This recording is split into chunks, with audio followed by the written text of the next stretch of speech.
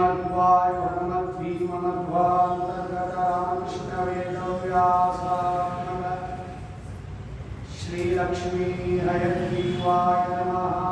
हरि ओम। करोतु मम कल्याणं हरिः हयमुखाविदः गुरुश्च मध्वनामामे वरदोऽस्तु निरन्तरम्। आपादमौलिपर्यन्तं गुरूणाम् आकृतिं स्मरेत् तेन विघ्नाः प्रणश्यन्ति सिद्ध्यन्ति च मनोरथाः। मन्मनोभीष्टवरदं सर्वाभीष्टफलप्रदं पुरन्दरगुरुं वन्दे दासश्रेष्ठं दयानिधिं। श्रीगुरुभ्यो नमः। हरि ओम।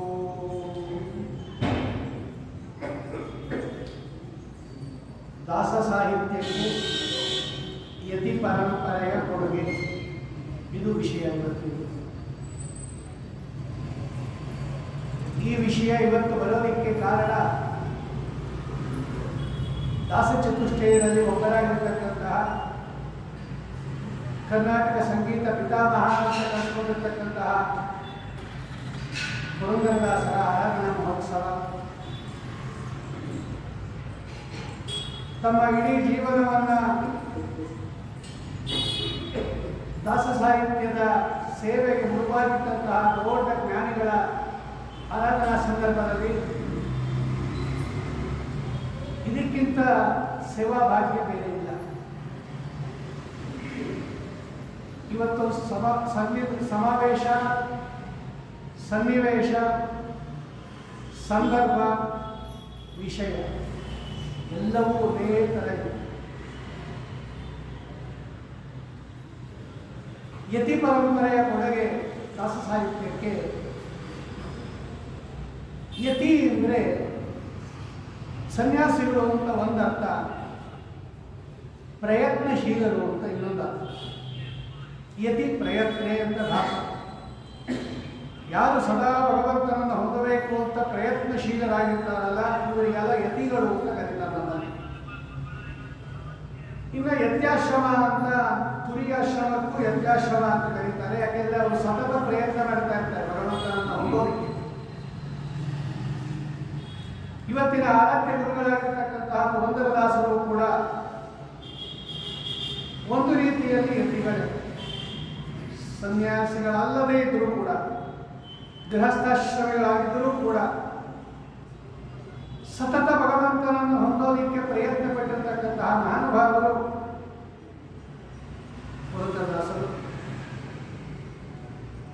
ಅಂತಹವರ ಆರಾಧನಾ ಮಹೋತ್ಸವದ ಸಂದರ್ಭದಲ್ಲಿ ದಾಸ ಸಾಹಿತ್ಯಕ್ಕೆ ಯತಿ ಪರಂಪರೆಗಳ ಕೊಡುಗೆ, ಯತಿ ಪರಂಪರೆಯ ಕೊಡುಗೆ ಇರತಕ್ಕಂತಹ ವಿಷಯವನ್ನು ಇವತ್ತು ಅಖಿಲ ಭಾರತ ಮಧ್ವ ಮಹಾಮಂಡಲದ ಈ ಜ್ಞಾನಸತ್ರದ ಈ ಬಾರಿಯ ವಿಷಯವನ್ನಾಗಿ ನನಗೆ ಕೊಟ್ಟಿದ್ದಾರೆ. ಅನೇಕ ವರ್ಷಗಳಿಂದ ನಾನು ಈ ಜ್ಞಾನಸತ್ರದಲ್ಲಿ ಭಾಗವಹಿಸ್ತಾ ಇದ್ದೇನೆ. ನಮ್ಮ ಮಧುರಾವ್ ಅವರು ಭಿನ್ನ ಭಿನ್ನ ವಿಷಯಗಳನ್ನು ಕೊಡ್ತಾರೆ. ಒಂದೊಂದು ವರ್ಷ ಒಂದೊಂದು ಹೊಸ ಹೊಸ ವಿಷಯಗಳನ್ನು ಕೊಡ್ತಾರೆ. ಆಗ ನಮಗೂ ಕೂಡ ಅದರ ಬಗ್ಗೆ ಅಧ್ಯಯನ ಮಾಡಬೇಕು, ಆಳವಾಗಿ ಚಿಂತನೆ ಮಾಡಬೇಕು ಅಂತಕ್ಕಂತಹ ಅವಕಾಶ ಸಿಗುತ್ತೆ. ಅಂತಹ ಒಂದು ಅವಕಾಶವನ್ನು ಭಗವಂತ ಮತ್ತೊಮ್ಮೆ ಕಲ್ಪಿಸಿದ್ದಾನೆ. ಇದ್ಯಾವುದು ನನ್ನದಲ್ಲ. ಈ ಕಡೆ ನಿಂತಿದ್ದಾನೆ ಸ್ವಾಮಿ. ಒಂದು ನಿಂದಿಹ ನೋಡಿ ಭೂತಳನಿ ವೆಂಕಟ ಇಂದಿರೆಯವಡ ಕೂಡಿ. ನಾನಿದ್ದೀನಿ, ಯೋಚನೆ ಮಾಡಬೇಡಿ, ಸ್ವಾಮಿ ತೋರಿಸ್ತಾ ಇದ್ದಾನೆ. ಇತ್ತ ಕಡೆ ಹೇಳಿದ್ದಾರೆ. ರಂಗೋ ತುಂಗ ತರಂಗ ಮಂಗಲಕರ ಶ್ರೀ ತುಂಗಭದ್ರಾ ತಟ ಪ್ರತ್ಯಸ್ತದ್ವಿಷ ಪುಂಗವಾಲಯ ಮಂತ್ರಾಲಯಕ್ಕೆ ಪುರೇ ಕುಂದತೆ ಪರಮಂತ್ರಾಲಯದಲ್ಲಿರುವ ಕರದಲ್ಲಿಗೆ ಬರುವ ಒಂದು ಕಡೆ ಹರಿ, ಒಂದು ಕಡೆ ಗುರು, ಎರಡೂ ಭುಜಬಲ ಪರಾಕ್ರಮ ಇದ್ದಾಗ ಬೇಡ ನಮಗೆ ಬರಲೇ ಬೇಡ. ಅವರೇನು ನುಡಿಸ್ತಾರೋ ಒಂದೊಂದು ಗಂಟೆಗಳ ಕಾಲ ಆ ವಿಷಯದ ಬಗ್ಗೆ ಎತ್ಕಿಂಚಿತ್ ಅವರ ಪಾದಾರವಿಂದಗಳಲ್ಲಿ ಸಮರ್ಪಣೆ ಮಾಡತಕ್ಕಂಥದ್ದು ಉದ್ದೇಶ. ವ್ಯಾಸ ಸಾಹಿತ್ಯ, ದಾಸ ಸಾಹಿತ್ಯ ಅಂತ ಎರಡು ಪ್ರಭೇದ ನಮ್ಮ ಮಧ್ವ ಸಿದ್ಧಾಂತದಲ್ಲಿ ಅಪರೂಪದ ಪ್ರಭೇದ. ಬೇರೆ ಯಾರು ಹೀಗೆ ಒಪ್ಪಿಲ್ಲ. ಎಲ್ಲರೂ ಕೂಡ ಉಪನಿಷತ್ತುಗಳಿಗೆ ವ್ಯಾಖ್ಯಾನ ಬರೆದಿದ್ದಾರೆ, ಸೂತ್ರಗಳಿಗೆ ವ್ಯಾಖ್ಯಾನ ಬರೆದಿದ್ದಾರೆ, ಭಗವದ್ಗೀತೆಗೆ ವ್ಯಾಖ್ಯಾನ ಬರೆದಿದ್ದಾರೆ. ಅದರ ಜೊತೆಯಲ್ಲಿ ದಾಸ ಸಾಹಿತ್ಯ ಅಂತ ಅಂಗೀಕಾರ ಮಾಡಿಲ್ಲ.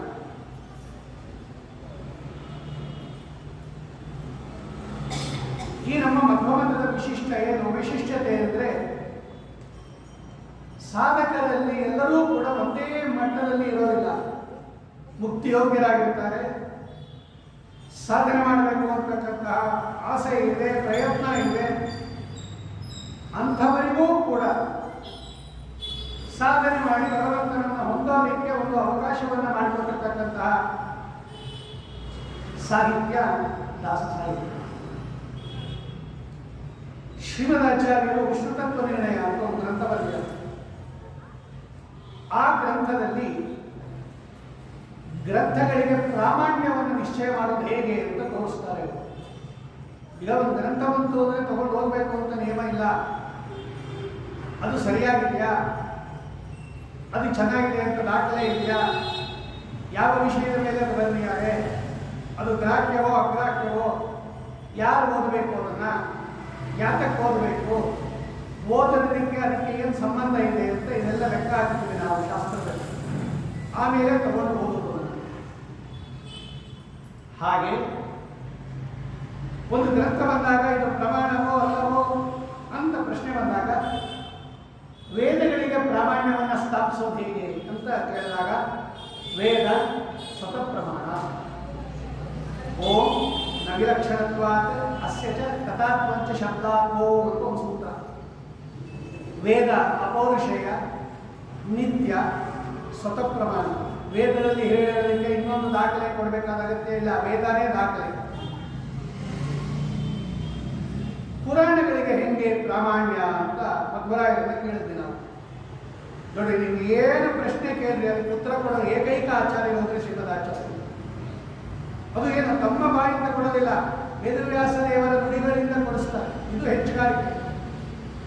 ನೀವೇನೇ ಪ್ರಶ್ನೆ ಮಾಡಿ ಶ್ರೀಮದಾಚಾರ್ಯರನ್ನ, ನೋಡಪ್ಪ ಇಲ್ಲಿ ಹೇಳಿದ್ದಾರೆ ವೇದವ್ಯಾಸ ದೇವರು, ಇಲ್ಲಿ ಹೇಳಿದ್ದಾರೆ, ಈ ಪುರಾಣದಲ್ಲಿ ಹೇಳಿದ್ದಾರೆ, ಇಲ್ಲಿ ಹೇಳಿದ್ದಾರೆ, ಇಲ್ಲಿ ಹೇಳಿದ್ದಾರೆ. ಶ್ರುತಿ ಪುರಸ್ಕೃತ ಲಾಪಿನ ಮೊದಲನೇ ಸ್ವಾಮಿ ಹೇಳ್ತಾರೆ. ಪ್ರಮಾಣವನ್ನು ಮುಂದಿಟ್ಟು ಮಾತಾಡುವುದರಲ್ಲಿ ಅಗ್ರಗಣ್ಯರು ಶ್ರೀಮದಾಚಾರ್ಯ ಮೊದಲ ಮಾಡಿ ನೋಡಿದ್ದಾರೆ. ನಮ್ದು ಅಂತ ಇಲ್ಲವೇ ಇಲ್ಲ. ಸ್ವಾಮಿ ಪುರಾಣಗಳಿಗೆ ಪ್ರಾಮಾಣ್ಯ ಹೇಗೆ? ಆಚಾರ್ಯ ಪುರಾಣಗಳಿಗೆ ಪ್ರಾಮಾಣ್ಯ ವೇದಾನುಸಾರಿತ್ವ. ವೇದಗಳಿಗೆ ಅನುಕೂಲವಾಗಿದ್ದರೆ ಪುರಾಣ ತಗೊಳ್ರಿ, ವೇದಗಳಿಗೆ ಅನುಕೂಲವಾಗಿಲ್ಲದೆ ಇದ್ದರೆ ಬಿಟ್ಟುಬಿಡಿ ಇದ್ರು ಆಚಾರ್ಯ. ಪುರಾಣಗಳಿಗೆ ಪ್ರಾಮಾಣ್ಯ ವೇದಾನುಸಾರಿತ್ವ. ಯಚ್ಛಾನುಕೂಲವೇತಂತ ಶಾಸ್ತ್ರವೇ ಪ್ರಕೀರ್ತತೆ ಅದು ಹೊಸ ಒಂದು ಟೆಕ್ನಿಕ್ ತೋರಿಸ್ಕೊಟ್ರು ಶ್ರೀಮದಾಚಾರ್ಯ. ಅಂದರೆ ಪೌರುಷೇಯ ಗ್ರಂಥಗಳಿಗೆ ಪ್ರಾಮಾಣ್ಯವನ್ನು ನಿಶ್ಚಯ ಮಾಡುವುದು ಹೇಗೆ? ಅಪೌರುಷೇಯ ವೇದ ಅದು ಸ್ವತಃ ಪ್ರಮಾಣ, ಅದಕ್ಕೆ ನಾವೇನು ಪ್ರಮಾಣ ನಿಶ್ಚಯ ಮಾಡೋದು ಬೇಕಾಗಿಲ್ಲ, ನಿಶ್ಚಿತ. ಆದರೆ ಯಾರು ರಚನೆ ಮಾಡಿದ್ದಾರೆ ಪೌರುಷೇಯ ಗ್ರಂಥಗಳು, ಅದಕ್ಕೆ ಪ್ರಾಮಾಣ್ಯ ಹೆಂಗೆ ನಿಶ್ಚಯ ಮಾಡಬೇಕು ಅಂದಾಗ ಅದಕ್ಕೆ ವೇದಾನುಸಾರಿತ್ವ ಇರಬೇಕು, ಆಪ್ತೋಕ್ತತ್ವ ಇರಬೇಕು. ಈ ವೇದಾನುಸಾರಿತ್ವ ಅಂತಕ್ಕಂಥದ್ದು ಆದ್ದರಿಂದ ಪುರಾಣಗಳಿಗೆ ಹೇಗೆ ಪ್ರಾಮಾಣ್ಯ ಬಂದಿದೆಯೋ ದಾಸ ಸಾಹಿತ್ಯಕ್ಕೆ ಪ್ರಾಮಾಣ್ಯ ಹೆಂಗೆ ಅಂತ ವಿಷಯ ಬಂತು, ಶಾಸ್ತ್ರೀಯ ವಿಷಯ. ಈಗ ದಾಸರಾಯರು ಬರೆದರು, ಪುರಂದರದಾಸರು, ವಿಜಯದಾಸರು, ಗೋಪಾಲದಾಸರು, ಜಗನ್ನಾಥದಾಸರು, ಶ್ರೀಧವಿಠಲರು, ಶ್ರೀಶವಿಠಲರು, ಕಮಲೇಶ ವಿಠಲರು, ಮೋಹನದಾಸರು ಎಲ್ಲ ಬರೆದರು, ಮಹಾನುಭಾವರು. ಇದಕ್ಕೆ ಪ್ರಾಮಾಣ್ಯ ಹೆಂಗೆ ತಗೋಬೋದ ಬೇಡವಾ, ಏನು ಆಧಾರ ಇದಕ್ಕೆ, ದಾಖಲೆ ಏನು, ಅದರಲ್ಲಿರ್ತಕ್ಕಂತಹ ವಿಷಯ ಎಲ್ಲಿ ಬಂದಿದೆ, ಯಾವುದನ್ನ ಆಧರಿಸಿ ಬರ್ದಿದ್ದಾರೆ, ಇದೆಲ್ಲ ಶಾಸ್ತ್ರದಲ್ಲಿ ವಿಮರ್ಶೆ ಮಾಡ್ತಾರೆ. ಹಾಗೆ ದಾಸ ಸಾಹಿತ್ಯಕ್ಕೆ ಪ್ರಾಮಾಣ್ಯ ಅದು ಶಾಸ್ತ್ರಾನುಸಾರವಾಗಿರಬೇಕು, ಸರ್ವಮೂಲಾನುಸಾರವಾಗಿರಬೇಕು, ಪುರಾಣಾನುಸಾರವಾಗಿರಬೇಕು, ವೇದಾನುಸಾರವಾಗಿರಬೇಕು. ಈಗ ಹರಿಕಥಾನುಸಾರ ಇದೆ. ಸಾವಿರಾರು ಜನ, ಲಕ್ಷಾಂತರ ಜನ ಅದನ್ನು ಪಾರಾಯಣ ಮಾಡ್ತಾರೆ, ಓದ್ತಾರೆ, ಚಿಂತನೆ ಮಾಡ್ತಾರೆ, ಪಾಠ ಹೇಳ್ತಾರೆ, ಪ್ರವಚನ ಮಾಡ್ತಾರೆ, ಕ್ವಿಜ್ ಮಾಡ್ತಾರೆ, ಬಹುಮಾನ ತಗೋತಾರೆ. ಪ್ರಾಮಾಣ್ಯ ಹೇಗೆ ಹರಿಕಥಾನುಸಾರಕ್ಕೆ? ಒಂದು, ಅದು ಜಗನ್ನಾಥದಾಸರಿಂದ ರಚಿತವಾಗಿದೆ, ಆಪ್ತೋಕ್ತತ್ವ ಪ್ರಾಮಾಣ್ಯ ಒಂದು. ಅದಕ್ಕಿಂತ ಹೆಚ್ಚಾಗಿ ಹರಿಕಥಾಮೃತ ಸಾರದಲ್ಲಿ ಹೇಳಿರುವ ವಿಷಯಗಳೆಲ್ಲ ವೇದ, ಪುರಾಣ, ಸೂತ್ರ, ಉಪನಿಷತ್ತುಗಳಿಗೆ ಅನುಸಾರವಾಗಿದೆ, ಆದ್ದರಿಂದ ಪ್ರಾಮಾಣ್ಯ. ದಾಸ ಸಾಹಿತ್ಯಕ್ಕೂ ಅಷ್ಟೇ, ವ್ಯಾಸ ಸಾಹಿತ್ಯಾನುಸಾರಿತ್ವೇನ ಪ್ರಾಮಾಣ್ಯ ಆಗಿದೆ. ಹಾಗಾಗಿ ದಾಸ ಸಾಹಿತ್ಯದಲ್ಲಿ ಬಂದಿರತಕ್ಕಂತಹ ವಿಷಯಗಳನ್ನು ನಾವು ಹೆಂಗೆ ತಗೋಬೇಕಪ್ಪ, ಎಷ್ಟು ಮಟ್ಟಿಗೆ ಅದನ್ನು ತಗೋಬೇಕು, ಎಷ್ಟು ಮಟ್ಟಿಗೆ ಅದನ್ನು ನಂಬಬೇಕು, ಎಷ್ಟು ಮಟ್ಟಿಗೆ ಅದನ್ನು ಅಧ್ಯಯನ ಮಾಡಬೇಕು, ಎಷ್ಟು ಮಟ್ಟಿಗೆ ಅದನ್ನು ಜೀವನದಲ್ಲಿ ಅಳವಡಿಸ್ಕೋಬೇಕು ಅನ್ನೋದು ವ್ಯಾಸ ಸಾಹಿತ್ಯದ ಪ್ರಾಮಾಣ್ಯವನ್ನು ಅವಲಂಬಿಸಿಕೊಂಡಿರ್ತಕ್ಕಂಥದ್ದು ದಾಸ ಸಾಹಿತ್ಯ. ಈಗ ಜಗನ್ನಾಥದಾಸರು ಹಿಂಗೆ ಹೇಳಿದ್ರು ಅಂದರೆ ಹೆಂಗೆ ಹೇಳಿದ್ರು ಅಂತ ಕೇಳ್ತಾರೆ ಶಾಸ್ತ್ರದಲ್ಲಿ, ನಾವು ತಗೊಳ್ತೀವಿ. ಅವ್ರು ಹೆಂಗೆ ಹೇಳಿದ್ರು ಹಾಗೆ, ಅವ್ರಿಗೇನು ಆಧಾರ ಏನು, ಎಲ್ಲಿಂದ ನೋಡ್ಕೊಂಡು ಹೇಳಿದ್ರು, ಹೆಂಗೆ ತಿಳ್ಕೊಂಡು ಹೇಳಿದ್ರು, ಮೂಲ ಯಾವುದು, ಇದನ್ನೆಲ್ಲ ಕೇಳ್ತಾರೆ. ಹಾಗಾಗಿ ದಾಸ ಸಾಹಿತ್ಯಕ್ಕೆ ವ್ಯಾಸ ಸಾಹಿತ್ಯದ ಮೂಲ ಇರೋದ್ರಿಂದ ಯತಿ ಪರಂಪರೆಯ ಕೊಡುಗೆ ಅಪಾರ ಆಗುವುದು. ಅವರಾಗಲೇ ಹೇಳಿದಂಗೆ ಯತಿಗಳು ಸಾಮಾನ್ಯವಾಗಿ ಅವರಿಗೆ ಯತ್ಯಾಶ್ರಮವನ್ನು ಸ್ವೀಕಾರ ಮಾಡುವಾಗ ಅವರಿಗೆ ಗುರುಗಳು ಒಂದು ಉಪದೇಶ ಮಾಡ್ತಾರೆ. ವಿಷ್ಣು ಸರ್ವೋತ್ತಮತ್ವಂಚ ಸರ್ವದಾ ಪ್ರತಿಪಾದಯ. ಅಪ್ಪ, ಇವತ್ತಿನಿಂದ ನೀನು ಸನ್ಯಾಸಿಯಾಗಿದೆಯಾ, ನಿನಗೆ ಮುಖ್ಯ ಕೆಲಸ ಏನು? ವಿಷ್ಣುವಿನ ಸರ್ವೋತ್ತಮತ್ವವನ್ನು ಸರ್ವದಾ ಎಲ್ಲ ಕಾಲಕ್ಕೂ ಎಲ್ಲ ಸಭೆಗಳಲ್ಲಿ ನೀನು ಅದನ್ನು ಪ್ರತಿಪಾದನೆ ಮಾಡು, ಪರಮತ ನಿರಾಕರಣ ಪೂರ್ವಕ ಸ್ಥಾಪನೆ ಮಾಡುವಂತ ಅದರ ಅರ್ಥ. ಇಂತಹ ಕಾರ್ಯವನ್ನು ಕೈಗೊಂಡಿರ್ತಕ್ಕಂತಹ ಯತಿಗಳು ಅಂದರೆ ವಿಷ್ಣು ಸರ್ವೋತ್ತಮತ್ವವನ್ನು ಪ್ರತಿಪಾದನೆ ಮಾಡತಕ್ಕಂತಹ ಈ ಯತಿಗಳೇನಿದ್ದಾರೆ, ಈಗಾಗಲೇ ಅವರು ಹೇಳಿದಂಗೆ ಅವರು ದಾಸ ಸಾಹಿತ್ಯಕ್ಕೆ ಕೊಡುಗೆ ಕೊಟ್ಟಿದ್ದಾರೆ. ನಮ್ಮ ಸಮಾಜದಲ್ಲಿ, ನಮ್ಮ ಪರಂಪರೆಯಲ್ಲಿ ಇದೇ ವಿಷಯಗಳು.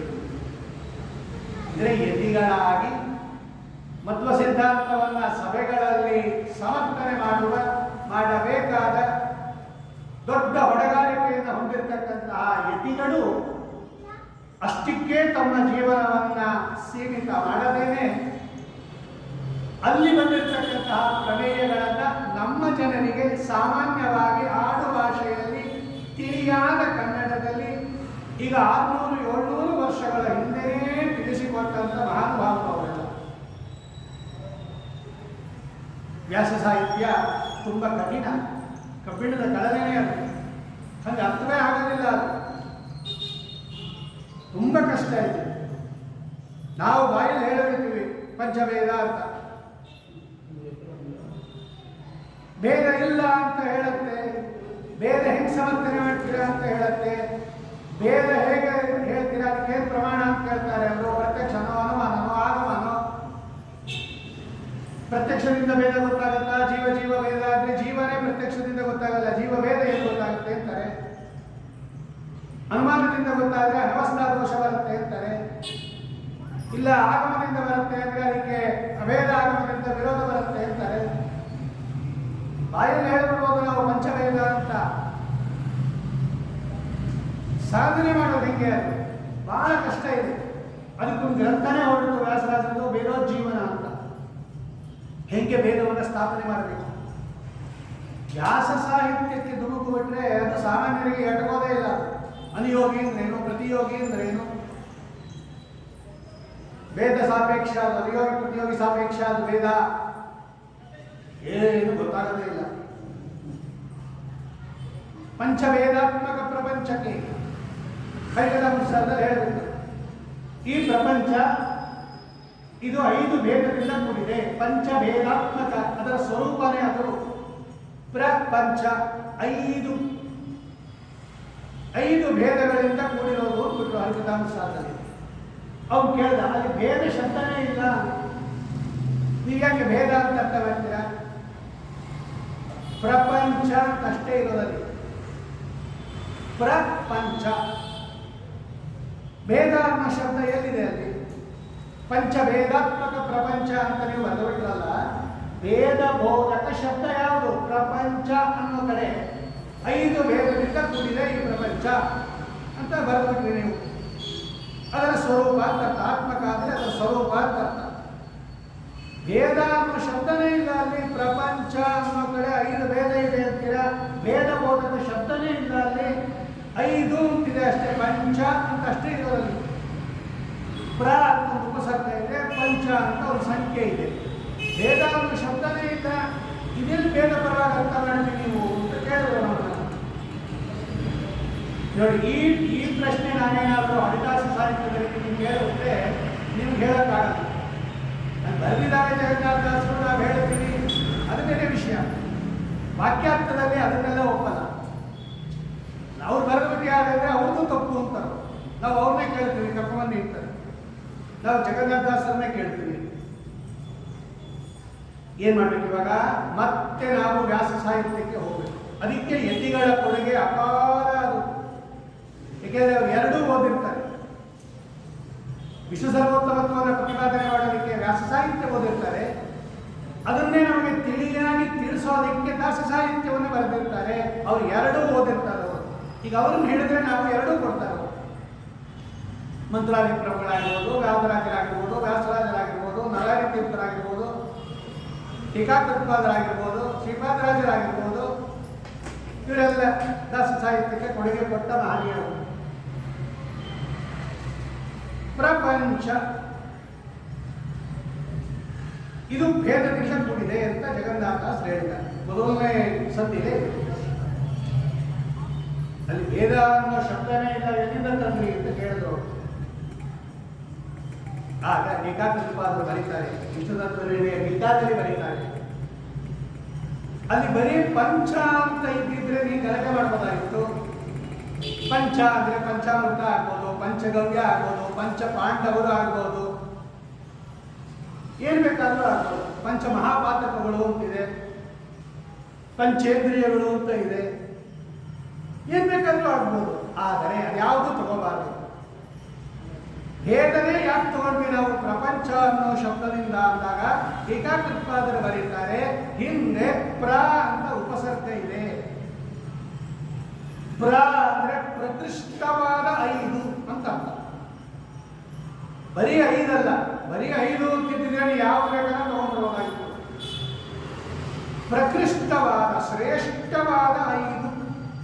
ಏನು ಶ್ರೇಷ್ಠವಾದ 5 ಅಂದ್ರೆ ಯಾವುದನ್ನು ತಿಳಿದುಕೊಂಡರೆ ನಮಗೆ ಭಗವಂತನ ಅನುಗ್ರಹ ಆಗುತ್ತೋ, ಯಾವುದನ್ನು ತಿಳಿದುಕೊಂಡರೆ ನಮಗೆ ಮೋಕ್ಷ ಆಗುತ್ತೋ ಆ 5 ಅಂತ ಅರ್ಥ. ಪಂಚಾಮೃತ ಕುಡಿದೆ ಇದ್ರೆ ಏನು ತೊಂದರೆ ಇಲ್ಲ, ಪಂಚಗವ್ಯ ಕುಡಿದ್ರೆ ಪಾಪ ಹೋಗತ್ತೆ, ಬೇರೆ ರೀತಿಯಲ್ಲೂ ಪಾಪ ಕಳ್ಕೋಬಹುದು, ಪಂಚಗವ್ಯನೇ ಕುಡಿಬೇಕು ಅಂತ ಏನಿಲ್ಲ. ಆದರೆ ಈ 5 ಹಂತಲ್ಲ, ಇದು ತಿಳ್ಕೊಳ್ಳೇಬೇಕು. ಯಾವುದು ತಿಳ್ಕೊಳ್ಳೇಬೇಕು ಮೋಕ್ಷ ಆಗಕ್ಕೆ, ಅದು ಪ್ರಪಂಚ. ಬರೀ ಪಂಚ ಅಲ್ಲ, ಪ್ರಪಂಚ ಅರ್ಥಾತ್ ಪಂಚಭೇದ ಅಂತ ಅರ್ಥ. ಅಪ್ರ ಅನ್ನೋ ಉಪಸರ್ಗ ಭೇದವನ್ನು ಸೂಚನೆ ಮಾಡ್ತಾನೆ ಅಂತ ಟೀಕಾಕೃತ್ಪಾದರು ಬರೀತಾರೆ. ನೋಡಿ, ದಾಸ ಸಾಹಿತ್ಯಕ್ಕೆ ವ್ಯಾಸ ಸಾಹಿತ್ಯದ ಸಪೋರ್ಟ್ ಇಲ್ಲದೆ ಇದ್ರೆ ಉತ್ತರ ಕೊಡಕ್ಕಾಗಲ್ಲ.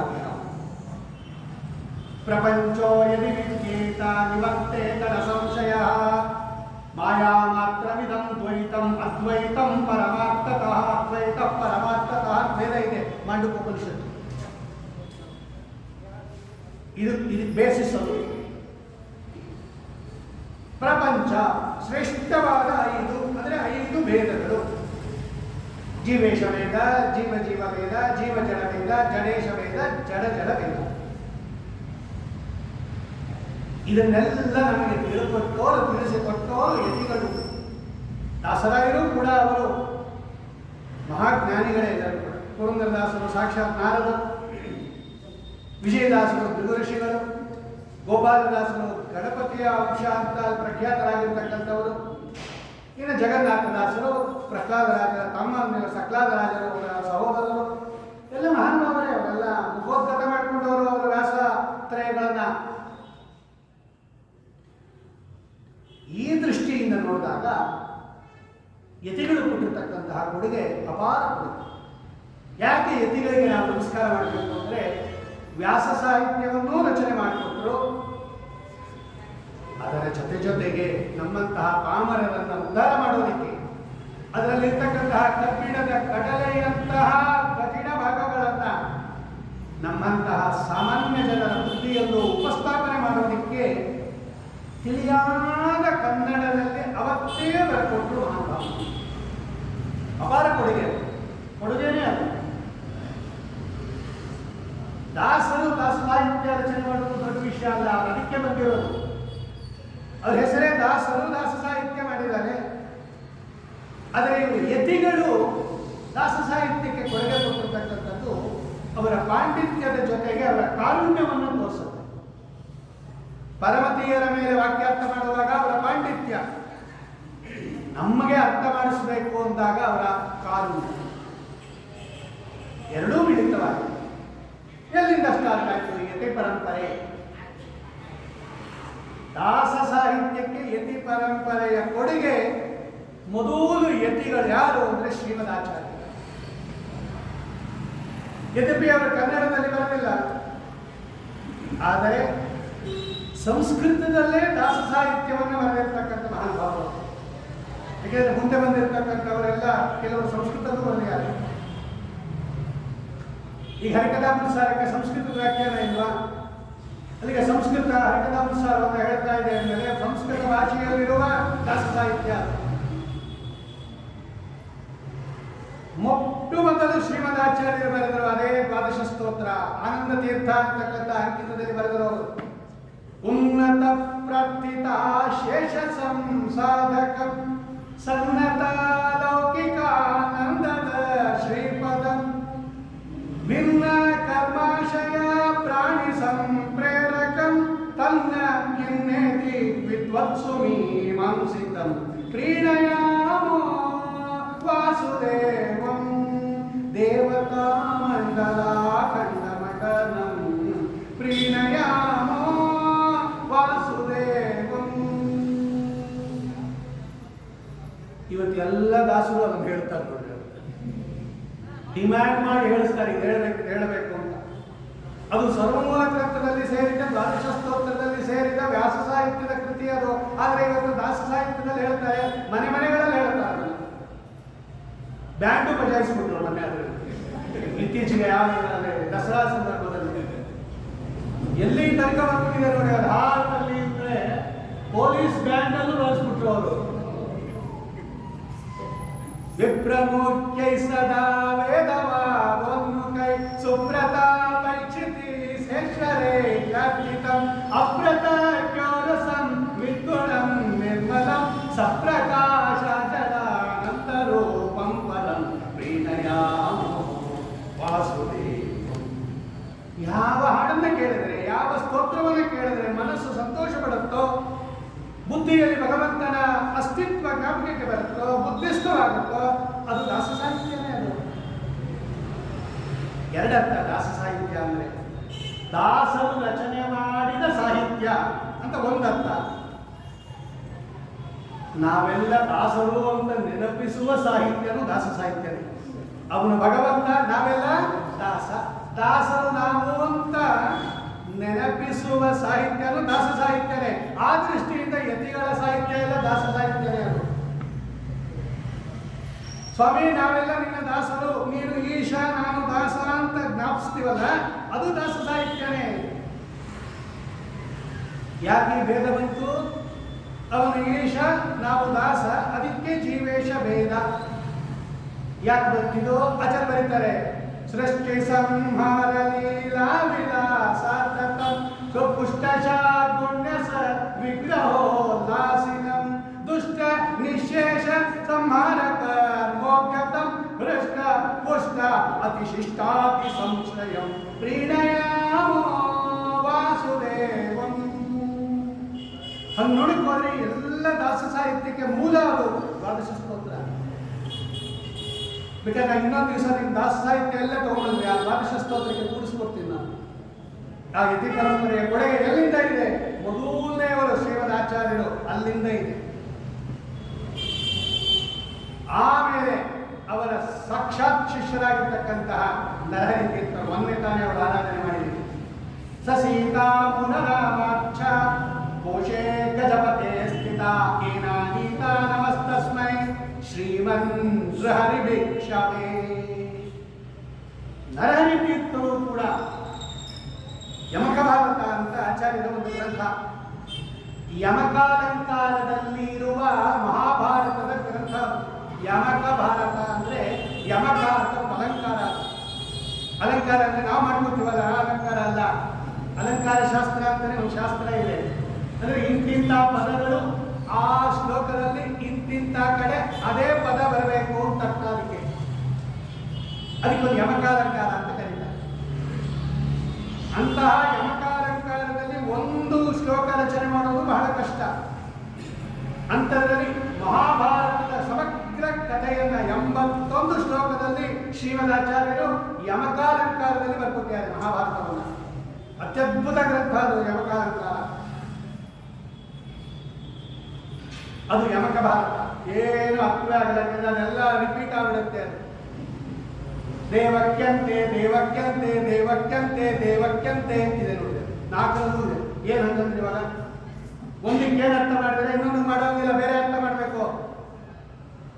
ದೇವಕ್ಯಂತೆ ದೇವಕಿ ಅಂತೆ ದೇವಕಿ ಅಂತೆ ಹೀಗೆಲ್ಲ ಬಿಡಿಸ್ಬೇಕು. ಅದಕ್ಕೆ ಅದನ್ನೆಲ್ಲ ಬಿಡಿಸ್ಕೊಟ್ಟವ್ರು ಯಾರು ಅಂದ್ರೆ ನರಹರಿ ತೀರ್ಥ. ಅವ್ರದ್ದು ವ್ಯಾಖ್ಯಾನ ಇದೆ, ಯಮಕ ಭಾರತ ವ್ಯಾಖ್ಯಾನ, ಗೀತಾ ಭಾಷ್ಯಕ್ಕೆ ವ್ಯಾಖ್ಯಾನ.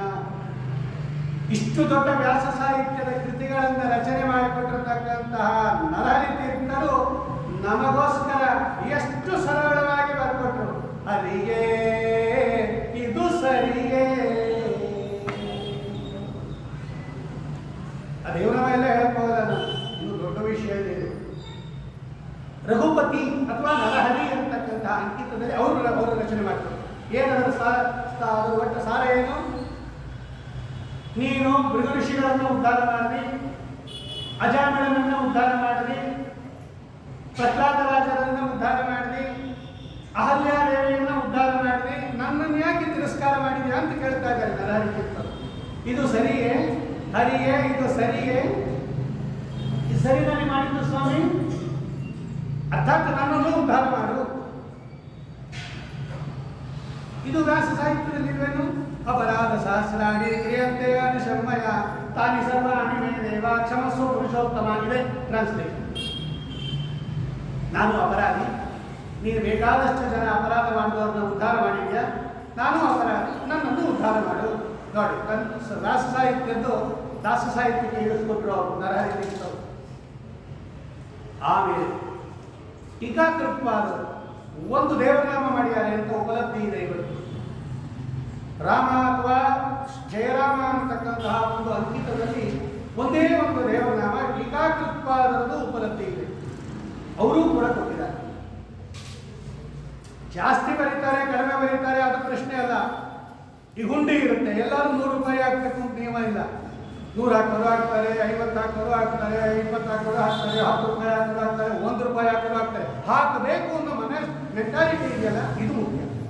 ಅವರವರ ವಿತ್ತಕ್ಕೆ ಅನುಕೂಲವಾಗಿ ಹಾಕ್ತಾರೆ. ರಾಯ ಹೇಳಿದಂಗೆ ಯಥಾಶಕ್ತಿ ಯಥಾಭಕ್ತಿ ಯಥಾ ವೈಭವಂ ಕರಿಷ್ಯತಿ. ಎಲ್ಲರೂ ಒಂದೇ ಥರ ಹಾಕಬೇಕು ಅಂತ ಏನಿಲ್ಲ, ಆದರೆ ಹಾಕ್ತಾರಲ್ವ. ಹಾಗೆ ಕೆಲವು ಯತಿಗಳು ತುಂಬ ಬಂದಿದ್ದಾರೆ, ಕೆಲವು ಯತಿಗಳು ಕಡಿಮೆ ಬಂದಿದ್ದಾರೆ, ಅದು ಬೇರೆ ವಿಷಯ. ಆದರೆ ಆ ದಾಸ ಸಾಹಿತ್ಯಕ್ಕೆ ನಾವು ಕೂಡ ಒಂದು ಕೊಡುಗೆಯನ್ನು ಕೊಡಬೇಕು ಅಂತಕ್ಕಂಥ ಮನೋಭಾವ ಇದೆಯಲ್ಲ, ಇದು ಟೀಕಾಕೃತ್ಪಾದರದ್ದು ಇದೆ. ಒಂದು ದೇವನಾಮ ಇದೆ. ನರಹರಿ ತೀರ್ಥರ ನಂತರದಲ್ಲಿ ಟೀಕಾಕೃತ್ಪಾದರು ಕೂಡ ದಾಸ ಸಾಹಿತ್ಯಕ್ಕೆ ಅವರೂ ಕೂಡ ಕೊಡುಗೆಯನ್ನು ಕೊಟ್ಟಿದ್ದಾರೆ. ಯಾಕೆಂದರೆ ಅವರು ವ್ಯಾಸ ಸಾಹಿತ್ಯದಲ್ಲಿ ಈಗಾಗಲೇ ನ್ಯಾಯಸುಧಾದಿ ಗ್ರಂಥಗಳನ್ನು ರಚನೆ ಮಾಡಿ ಅಪೂರ್ವ ಕೆಲಸವನ್ನು ಮಾಡಿದ್ದಾರೆ ಟೀಕಾಕೃತ್ಪಾದರು. ತದನಂತರದಲ್ಲಿ ದಾಸ ಸಾಹಿತ್ಯಕ್ಕೆ ವಿಪುಲವಾಗಿರ್ತಕ್ಕಂತಹ ಕೊಡುಗೆಯನ್ನು ಕೊಟ್ಟವರು ಶ್ರೀಪಾದರಾಜ. ಶ್ರೀಪಾದರಾಜರಿಗೆ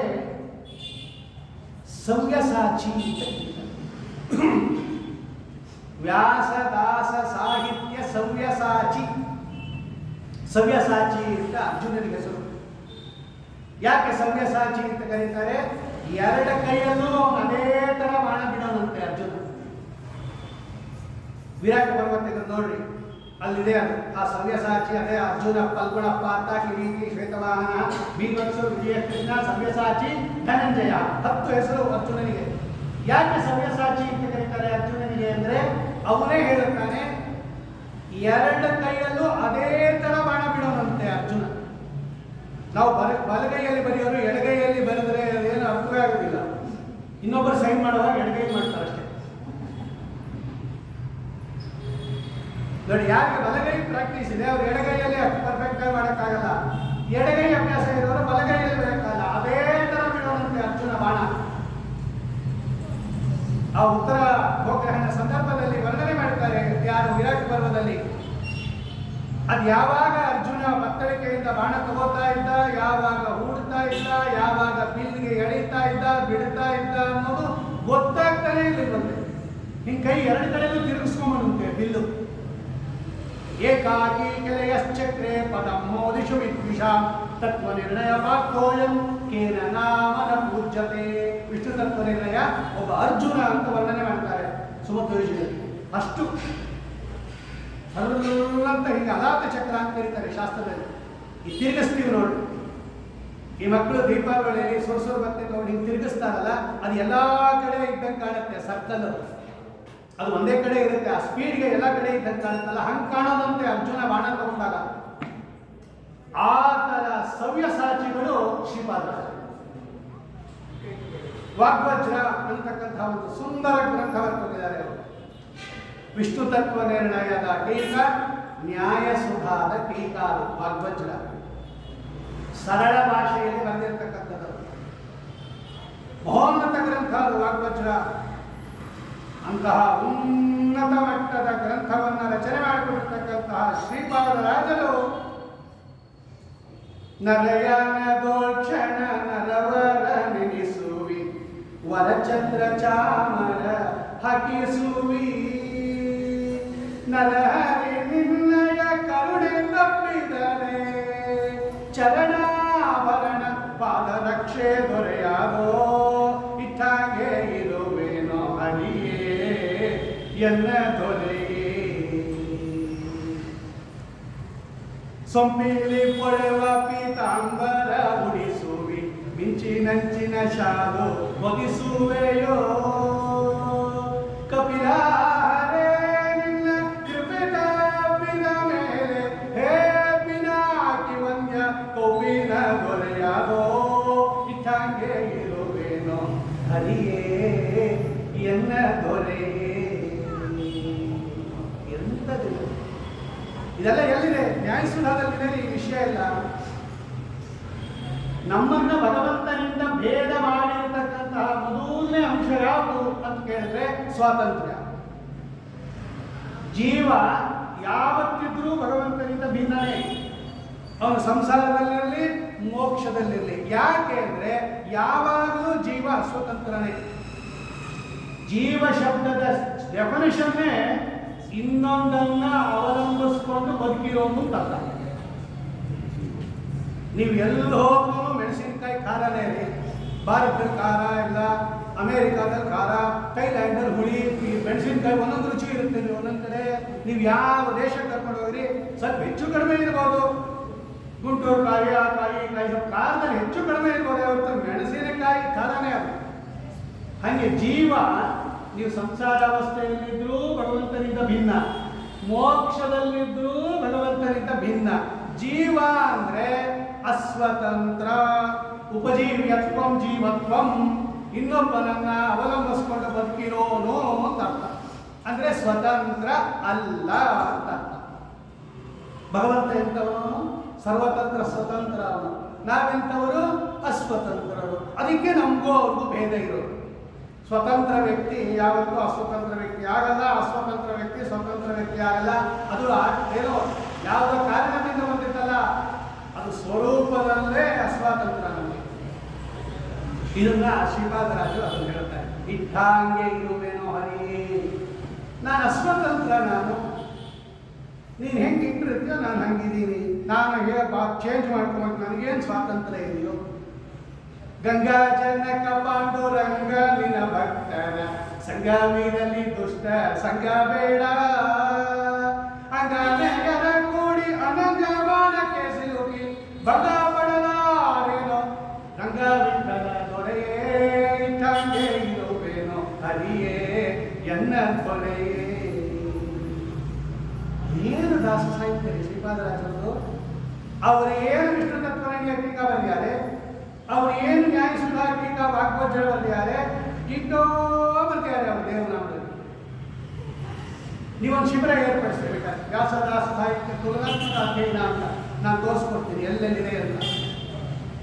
ಏನು ನೀವು ತೋರಿಸ್ಕೊಡ್ತೀರಾ ಅಂತ ಅದಕ್ಕೆ ನಾನು ಮೊದಲು ಹೇಳ್ಬಿಟ್ಟಿದ್ದು, ಆ ಕಡೆ ಸ್ವಾಮಿ ಇದ್ದಾನೆ, ಈ ಕಡೆ ಗುರು ಇದ್ದಾರೆ, ಇಬ್ರು ಗಟ್ಟಿಯಾಗಿರೋರು ಹಿಡ್ಕೊಂತ ಧೈರ್ಯವಾಗಿ ಹೋಗ್ಬೋದು. ತೋರಿಸ್ಕೊಡ್ತೀನಿ ನಾನು ಎಲ್ಲೆಲ್ಲಿದೆ ಅಂತ. ಅಂತಹ ಸುಂದರವಾದ ಕೃತಿಗಳನ್ನು ರಚನೆ ಮಾಡಿಕೊಟ್ಟವರು ಶ್ರೀಪಾದ. ಆ ದೇವನಾಮ ಅಂತಲೇ ಬರೆದಿರೋದು, ಆದರೆ ಅದರಲ್ಲಿ ಪ್ರಯೋಗ ಮಾಡಿರ್ತಕ್ಕಂಥ ಶಬ್ದಗಳಿದೆಯಲ್ಲ ಅದೆಲ್ಲ ವ್ಯಾಸ ಸಾಹಿತ್ಯಕ್ಕೆ ಸಂಬಂಧಪಟ್ಟದ್ದು. ಬಾರೋ ನಮ್ಮ ಮನೆಗೆ ಗೋಪಾಲ ಕೃಷ್ಣ ಬಾರೋ ನಮ್ಮ ಮನೆಗೆ, ಮೂಜಗವನೆಲ್ಲ ಬೊಜ್ಜೆಯೊಳಗೆ ಪೆಟ್ಟು ಗೆಜ್ಜೆಯ ಕಟ್ಟಿ ತಪ್ಪೆಜ್ಜೆಯ ಹಾಕುತ್ತ ಬಾರೋ ನಮ್ಮ ಮನೆಗೆ. ಕೃಷ್ಣನ್ ಕರೀತಾ ಇದ್ದಾರಪ್ಪ ಶ್ರೀಪಾದರಾಜರು, ನಮ್ಮ ಮನೆಗೆ ಬಾ ಅಂತ. ಆ ಹೇಳುವಾಗ ಏನದು? ಮೂಜಗವನೆಲ್ಲ ಬೊಜ್ಜೆಯೊಳಗೆ ಪೊತ್ತು. ಇಡೀ ಜಗತ್ತು ಭಗವಂತನ ಉದರದಲ್ಲಿದೆ. ಕುಕ್ಷಿಗಂ ಯಸ್ಯ ವಿಶ್ವಂ ಸದಾ ಜಾರಿಕಂ ಪ್ರೀಣಯಾಮೋ ವಾಸುದೇವಂ ಕುಕ್ಷಿಗಂ ಯಸ್ಯ ಯಸ್ಯ ಕುಕ್ಷಿಗಂ ಸದಾ ಜಾರಿಕಂ ವಿಶ್ವಂ.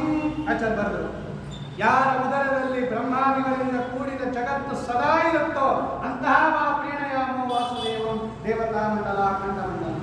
ಅದನ್ನೇ ಇವರು ಬರೆದರು. ನಾನು ಅದಕ್ಕೆ ಹೇಳಿದ್ದು ರೋಮಸ್ಥಾನ ದ್ವಾದಶ ಸ್ತೋತ್ರ. ಭಾಗವತ ಪಂಚಮ ಸ್ಕಂದದಲ್ಲಿ ರಘುಗುಣ ಮಹಾರಾಜನಿಗೆ ಉಪದೇಶ ಮಾಡುವಾಗ ಜಡಭರತರು ಈ ಸಂಸಾರ ಅನ್ನೋದು ಎಷ್ಟು ದುಃಖ ಎಷ್ಟು ಕಷ್ಟ ಅಂತ ವರ್ಣನೆ ಮಾಡ್ತಾರೆ. ಶ್ರೀಪಾದರಾಜರು ಬರೆದರು, ಉಂಟಾದ ಕಾಲಕ್ಕೆ ನೆಂಟರು ಇಷ್ಟರು ಭಂಡಾರಾಗಿ ಬಂದು ಬಗಿಲ ಕಾಣುವರು, ಉಂಟಾದ ಧನ ತಪ್ಪಿ ಪುನನಿಯಾದರೆ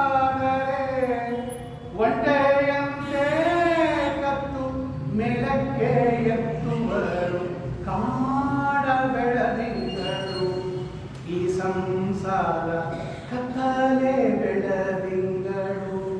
ಸೇರಿದೆ ನೋಡಿದ್ದು. ಸಂಪತ್ತಿದ್ದಾಗ ಎಲ್ಲ ಬರ್ತಾರೆ ನಮ್ಮ ಹತ್ರ ಬಂಧು ಬಾಂಧವರು. ಉಂಟಾದ ಭಾಗ್ಯವೆಲ್ಲ ಕುಂಠಿತವಾಗಲು ಒಂಟೆಯಂತೆ ಕತ್ತ ಮೇಲಕ್ಕೆ ಎತ್ತುವರು. ನೀನು ಕಾಯ್ಬೇಕು ಸ್ವಾಮಿ, ಬಂಧುವರೆಲ್ಲ ಅಪ ಅಲ್ಲ ಅಂತಾರೆ. ಸೇರಿದೆ ಅದು. ಭಾಗವತ ಪಂಚಮಸ್ಕಂದದಲ್ಲಿ ರಘುಗುಣ ಮಹಾರಾಜರ ಉಪದೇಶದಲ್ಲಿ ಭರತ ಚಕ್ರವರ್ತಿಗಳ ಉಪದೇಶ. ನೀವು ಶ್ರೀಪಾದರಾಜರ ಯಾವ ದೇವರನ್ನ ಮಾಡಬೇಕಾದ್ರು ಯಾವ ಬೇಕಾದರೂ ಅತ್ಯದ್ಭುತವಾಗಿರ್ತಕ್ಕಂತಹ ಕೃಷ್ಣ ಕೊಳಲುತ್ತಾ ಇದ್ದಾನೆ ಅಂತ ಕೊಳಲಿನ ಶಬ್ದ ಕೇಳಿದಾಗ ಎಲ್ಲ ಗೋಪಿಕಾ ಸ್ತ್ರೀಯರು ಧಾವಿಸಿ ಬಂದ್ಬಿಡೋರಂತೆ ಕೃಷ್ಣನ ಬಳಿಗೆ. ಭಾಗವತ ದಶಮಸ್ಕಂದ ಹೇಳುತ್ತೆ. ಹಾಲು ಕುಡಿಸ್ತಾ ಇದ್ದವಳು ಒಬ್ಬಳು ಹಂಗೆ ಬಂದು, ಹಾಲು ಕಾಯಿಸ್ತಾ ಇದ್ದವಳು ಹಂಗೆ ಬಂದ್ಬಿಟ್ಲು, ಗಂಡನಿಗೆ ಬೆಳೆಸ್ತಾ ಇದ್ದವಳು ಒಬ್ಬಳು ಹಂಗೆ ಬಂದ್ಬಿಟ್ಲು. ಒಂದು ಕಣ್ಣಿಗೆ ಕಾಳಿಗೆ ಹಚ್ಕೊಂಡಿದ್ದು, ಇನ್ನೊಂದು ಕಣ್ಣಿಗೆ ಕಾಳಿಗೆ ಹಚ್ಕೋತಾ ಇದ್ಲು, ಇನ್ನೂ ಹಚ್ಕೊಂಡಿಲ್ಲ, ಹಂಗೆ ಬಂದ್ಬಿಟ್ಲಂತೆ. ಅವರ ಭಕ್ತಿಯನ್ನು ವರ್ಣನೆ ಮಾಡ್ತಾರೆ.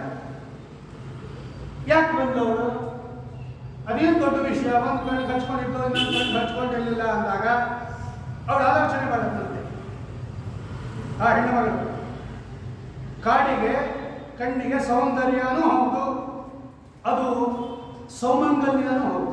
ಮಂಗಳ ಸ್ತ್ರೀಯರು ನಿಮಗೇನು ಹಚ್ಕೋಬೇಕು ಕಾಡಿಗೆ, ಅದು ಸುಮಂಗಲಿ ಸ್ತ್ರೀಯರು ಹಚ್ಕೋತಾ ಇದ್ದವರು. ಅದು ಕಣ್ಣಿಗೆ ಭೂಷಣ. ಆದರೆ ಕೃಷ್ಣನ ಕೊಳಲಿನ ಧ್ವನಿ ಕೇಳಿದಾಗ ಅವಳು ಅಂದ್ಕೊಂಡಂತೆ ನಿಜವಾಗಲೂ ಕಣ್ಣಿಗೆ ಭೂಷಣ ಯಾವುದು? ರಂಗನ್ನ ನೋಡುವುದೇ ಕಂಗಳಿಗೆ ಭೂಷಣ, ಮಂಗಳಾಂಗನ ಶವಣಕ್ಕೆ ಭೂಷಣ. ಶ್ರೀಪಾದರಾಜರು ಬರ್ಕೊಟ್ರು. ಮಂಗಳಾಂಗನ ಕಥೆ ಕಿವಿಗೆ, ಕರ್ಣಕ್ಕೆ ಭೂಷಣ, ಭೂಷಣಕ್ಕೆ ಭೂಷಣ, ಇದು ಭೂಷಣ. ರಂಗನ್ನ ನೋಡುವುದೇ ಕಂಗಳಿಗೆ ಭೂಷಣ, ಕಾಡಿಗೆ ಅಲ್ಲ, ರಂಗನ್ನ ನೋಡುವುದೇ ಕಂಗಳಿಗೆ ಭೂಷಣ. ಅವಳು ಅಂದ್ಕೊಂಡಂತೆ ಅವಳು ನಮ್ಮ ಸ್ವಾಮಿಯನ್ನು ನೋಡೋ ಅವಕಾಶ ಬಂದಿದೆ, ಕಾಡಿಗೆ ಯಾಕೆ ಅಂತ ಆ ಕಣ್ಣಿಗೆ ಹಚ್ಕೊಳ್ಳೇ ಇಲ್ವಂತೆ. ಇದು ಭೂಷಣ ಜಾಸ್ತಿ ಇತ್ತು ಅದೊಂದು ಅಂತಾರೆ. ಅತ್ಯದ್ಭುತವಾದ ಪರಿಕಲ್ಪನೆ ಶ್ರೀಪಾದರಾಜರು. ಆ ಭಾಗವತದಲ್ಲಿ ಏನಿದೆ ಅದನ್ನೇ ನಮಗೆ ರುದ್ರದೇವರನ್ನು ವರ್ಣನೆ ಮಾಡುವ ಕಾಲಕ್ಕೆ ಎಂತ ಸುಂದರವಾಗಿ ವರ್ಣನೆ ಮಾಡ್ತಾರೆ ಶ್ರೀಪಾದರಾಜರು. ರುದ್ರದೇವರನ್ನು ವರ್ಣನೆ ಮಾಡಿರೋದು ಭಾಗವತದ ಕಥೆಯನ್ನೇ ವರ್ಣನೆ ಮಾಡುತ್ತಾರೆ.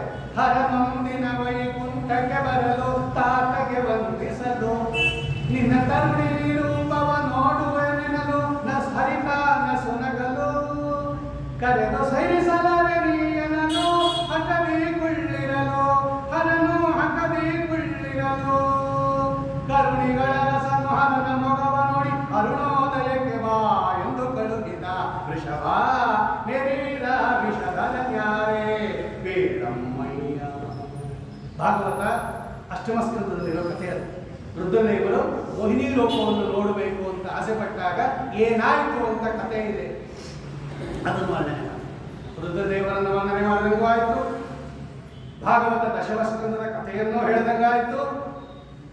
ರುದ್ರದೇವರು ಪರಮಾತ್ಮನಿಗಿಂತ ಕಡಿಮೆ ತಾರತಮ್ಯದಲ್ಲಿ ಅವರ ಸೇವಕರು ಅಂತಲೂ ತೋರಿಸಿದಂಗಾಯಿತು. ಎಷ್ಟು ಕೆಲಸ ಮಾಡ್ತಾರೆ ಶ್ರೀಪಾದ. ಅರುಣೋದಯಕ್ಕೆ ಗಂಗಾಧರ ಬರಲು, 16 ವರ್ಷದ ತರುಣಿ ರೂಪದಿ ಹರಿವನದೊಳಗಿರಲು, ಚರಣನ ಕಾಗ್ರದಿ ಧರಣಿ ಬರೆಯುತ್ತ ನಿಂತಿರಲು, ಸೆರಗ ಪಿಡಿಯ ಬರಲು, ಹರನು ಸೆರಗ ಪಿಡಿಯ ಬರಲು, ಕರದಿ ಶಂಕಗರೆ ಚಕ್ರ ತೋರಲು, ಹರನು ನಾಚಿ ತಲೆ ತಗ್ಗಿಸಿ ನಿಂತ ವೃಷಭ ನೆರಿದ ವಿಷಧರನ್ಯಾರೇ ಬೇಡಮ್ಮಯ್ಯ. ಮಂಗಳಾಂಗನೆ ಮಾರ ಜನಕನೆ ನಾ ಮಾಡಿದ ತಪ್ಪು. ರುದ್ರದೇವರು ಹೇಳೋ ಮಾತದು, ಮಂಗಳಾಂಗನೆ ಮಾರ ಜನಕನೆ ನಾ ಮಾಡಿದ ತಪ್ಪು, ಹಿಂಗದೆ ಕ್ಷಮಿಸೋ ನಿರ್ವಕ್ಷದಳೋಪುವ, ನಿನ್ನಂಗನೆ ಅರಿಯಲು ನಕ ಮಹಿಮಾಂಕ ಹೀಗೆದು ಕಲಿತವಕ, ರಂಗ ವಿಠಲನ ಪದಗಳ ಪಿಡಿದು ಸಷ್ಟಾಂಗ ಬೆರಗಿ ಕೈಲಾಸಕ್ಕೆ ನಡೆದ ವೃಷಭ ಹೆರಿದ ವಿಷಧರ ನ್ಯಾರೇ. ಏನು ಒಂದ ಎರಡಲ್ಲಿ ದೇವನಾಮಗಳು ಅತ್ಯದ್ಭುತವಾಗಿರ್ತಕ್ಕಂತಹ ದೇವನಾಮ. ಕಂಗಳಿದ್ಯಾತಕೋ ಕಾವೇರಿ ರಂಗನ ನೋಡೋದ, ಸುಂದರಾತಿ ಸುಂದರ ದೇವನಾಮಗಳನ್ನು ರಚನೆ ಮಾಡಿಕೊಡ್ತಕ್ಕಂಥವರಾಗಿ ಸವ್ಯಸಾಚಿ. ಆ ಕಡೆ ಸಂಸ್ಕೃತದಲ್ಲೂ ಬರೆದರು, ಈ ಕಡೆ ಅಷ್ಟೇ ಚೆನ್ನಾಗಿ ಕನ್ನಡದಲ್ಲೂ ಬರೆದರು. ಅರ್ಜುನ ಬಲಗೈಯಲ್ಲೂ ಚೆನ್ನಾಗಿ ಬಿಡ್ತಾ ಇತ್ತು, ಬೇಡ ಎಡಗೈಯಲ್ಲೂ ಬಿಡ್ತಾ ಇತ್ತು. ಇವರು ಅಷ್ಟೇ ವ್ಯಾಸ ದಾಸ ಸಾಹಿತ್ಯ ಸವ್ಯಸಾಚಿ ಅಂತ ಕರೀತಾರೆ ನವಶ್ರೀಪಾದರಾಜಾರ್ಯ. ಅದಕ್ಕೆ ಅವರ ಹೆಸರು ಪಟ್ಟವನ್ನು. ಇನ್ನ ಅವರ ವಿದ್ಯಾ ಶಿಷ್ಯರು ಅರ್ಥಿಕಲ್ಪಿತ ಕಲ್ಪೋಯಂ ಪ್ರತ್ಯರ್ಥಿ ಗಜಕೇಸರಿ ವ್ಯಾಸತೀರ್ಥ ಗುರು ಭೂಯಾತ್ ಅಸ್ಮದಿಷ್ಟ ಸಿದ್ಧಯೇ. ಏನ್ರಿ ಅವರು ವ್ಯಾಸರಾಜರ ಮಹಾನುಭಾವರವರು. ಅವ್ರ ಸಾಮಾನ್ಯವಾಗಿ ಗೊತ್ತಿಲ್ಲ ಅವರ ಚರಿತ್ರೆ, ಅವ್ರ ಚರಿತ್ರೆ ಗೊತ್ತಿರ್ಬೋದು, ಅವರ ಪಾಂಡಿತ್ಯ ಗೊತ್ತಾಗಬೇಕಾದ್ರೆ ಅವರು ವ್ಯಾಸತ್ರಯ ಓದಬೇಕು. ಅಸ್ಪೃಷ್ಟ ದೋಷಗಂಧಾಯ ಕಲ್ಯಾಣ ಗುಣ ಸಿಂಧವೇ ನಮೋ ನಮೋ ಭಟ್ಟಮುಕ್ತಿರಾಯಿನೇ ಶೇಷಶಾಯಿನೇ. ಏನು ಅವರ ಪಾಂಡಿತ್ಯ, ಏನವರ ಚಾತುರ್ಯ, ಏನವರ ಅದ್ಭುತವಾಗಿರ್ತಕ್ಕಂತಹ ಅಧ್ಯಯನ, ಆ ಪೂರ್ವ ಆಚಾರ್ಯಗಳ ಮೇಲ್ನೋಟಕ್ಕೆ ಕಾಣತಕ್ಕಂತಹ ಅದನ್ನೆಲ್ಲ ತೋರಿಸ್ಕೊಡೋದು ಹೆಂಗೆ, ಅದನ್ನು ನಿರೂಪಣೆ ಮಾಡ್ತಕ್ಕಂಥ ಶೈಲಿ, ಪರ್ವತಗಳನ್ನು ಖಂಡನೆ ಮಾಡೋದು ಹೆಂಗೆ, ಆ ಮತ ಹಿಂಗಿದೆ, ಈ ಮತ ಹಿಂಗಿದೆ, ಆ ಟಿಕಾಕಾರ ಹಿಂಗಿದೆ, ಇದು ತಪ್ಪು ಸರಿ ಇಲ್ಲ ಸರಿ ಇಲ್ಲ ಸರಿ ಇಲ್ಲ. ಮಾಯಾ ತಂತ್ರ ಸ್ಮಯಮ ಬಲಯತೋ ಮತ್ತು ಸಿದ್ಧಾಂತ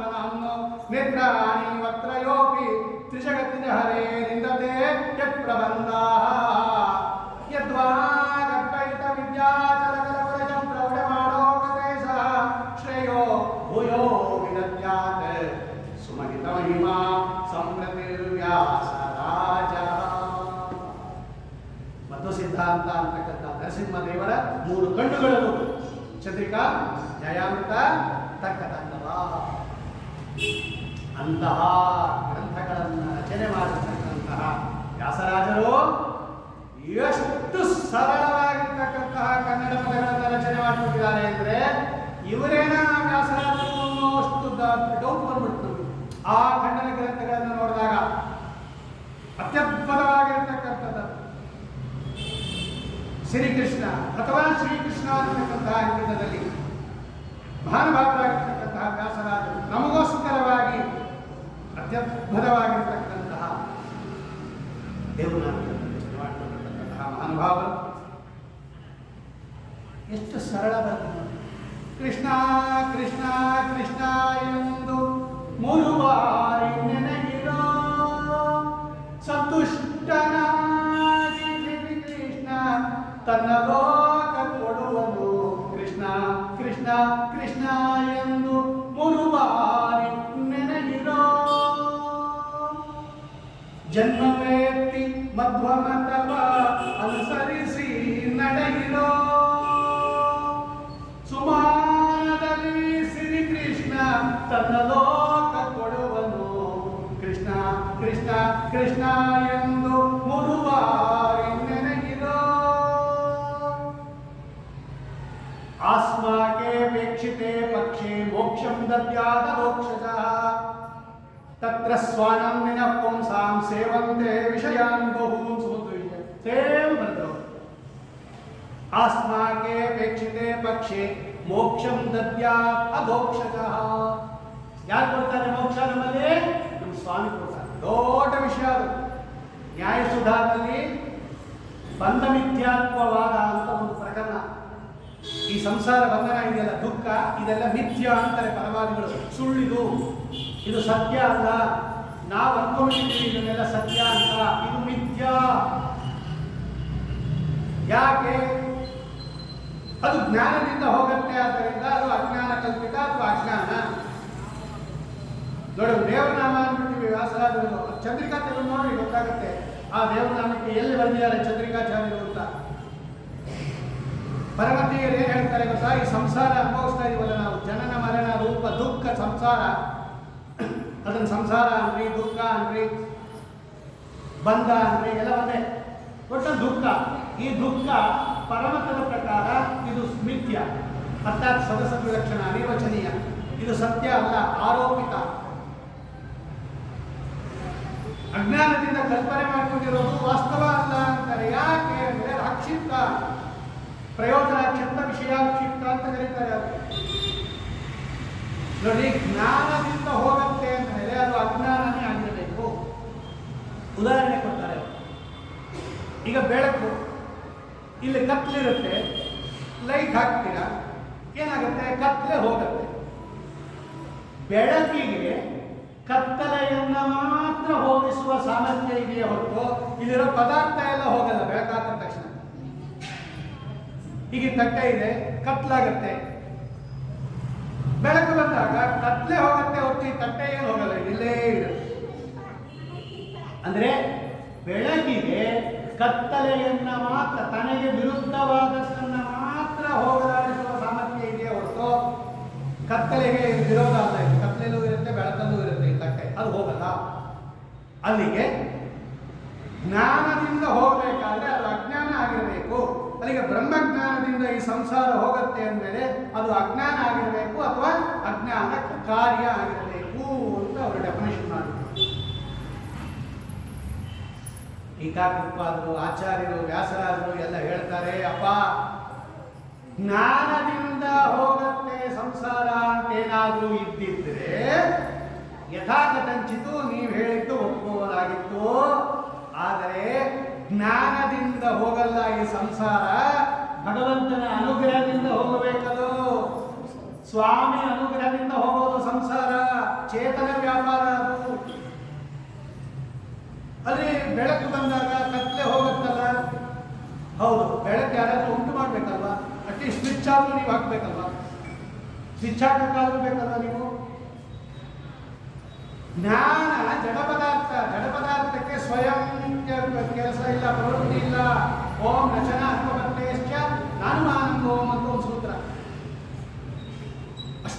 ದೇವನಾಮದಲ್ಲಿ ಬರ್ದಿದ್ದಾರೆ. ಅಲ್ಲಿ ಏನು ಚಂದ್ರಿಕಾದಲ್ಲಿ ಬರ್ದಿದ್ದಾರೆ ಸೇಮ್ ಬರ್ದಿದ್ದಾರೆ. ಸಂತುಷ್ಟನಾಗಿ ಮುಕುತಿ ಕೊಟ್ಟು ಮಿಕ್ಕವಾರ ಹೊರುವನೋ ಅಲ್ಲಿದೆ ನೋಡಿ. ಇಷ್ಟೊತ್ತು ನಾನು ಹೇಳಿದ್ದು ಅಲ್ಲಿದೆ.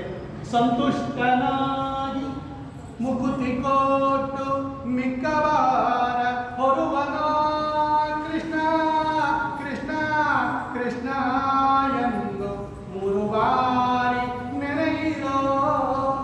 ಶ್ರವಣ ಮನನ ನಿಧಿಧ್ಯಾಸನ ಅಂತ 3 ಸಲ. 3 ಅಂದ್ರೆ ಒಂದ್ಸಲ 3 ಆಗ್ಬಿಟ್ಟು ಎಲ್ಲ ಮುಕ್ತಿ ಬರಲಿಲ್ಲ ಅಂಬಾರ್ದು. ಮೊದಲನೇ ಕೃಷ್ಣನಿಗೆ ಶ್ರವಣ, ಗುರುಮುಖದಿಂದ ಕೃಷ್ಣನ ಕಥಾ ಕೇಳಿ, ಆಮೇಲೆ ಅದು ಸರ್ವೋತ್ತಮ ಯಾಕೆ ಏನು ಬೇರೆಯವ್ರು ಯಾಕಲ್ಲ ಅಂತ ತರ್ಕಾನುಸಂಧಾನದಿಂದ ಮನನ ಮಾಡ್ರಿ. ಆಮೇಲೆ ಕೃಷ್ಣ ಕೃಷ್ಣ ಕೃಷ್ಣ ಅಂತ ನಿಧಿಧ್ಯಾಸನ ಮಾಡ್ರಿ. ಸಂತುಷ್ಟನಾಗಿ ಮುಕುತಿ ಕೊಟ್ಟು ಮಿಕ್ಕವಾರ ಹೊರುವನೋ.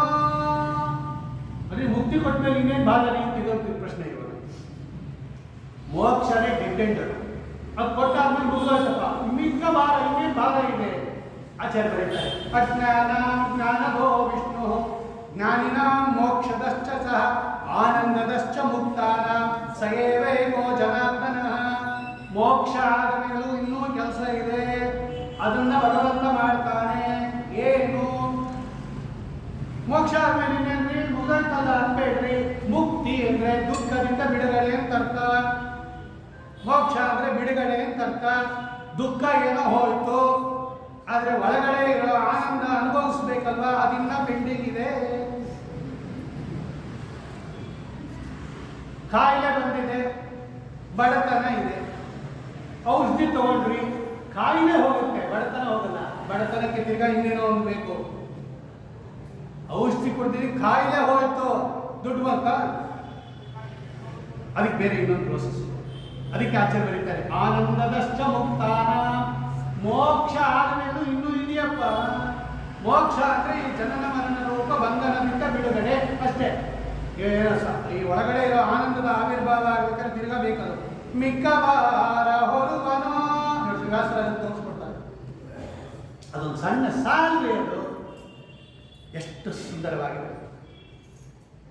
ಎಂಥ ದೇವರ ನಾಮಗಳನ್ನು ರಚನೆ ಮಾಡಿದ್ದಾರೆ ವ್ಯಾಸರಾಜರು ಅಂದ್ರೆ.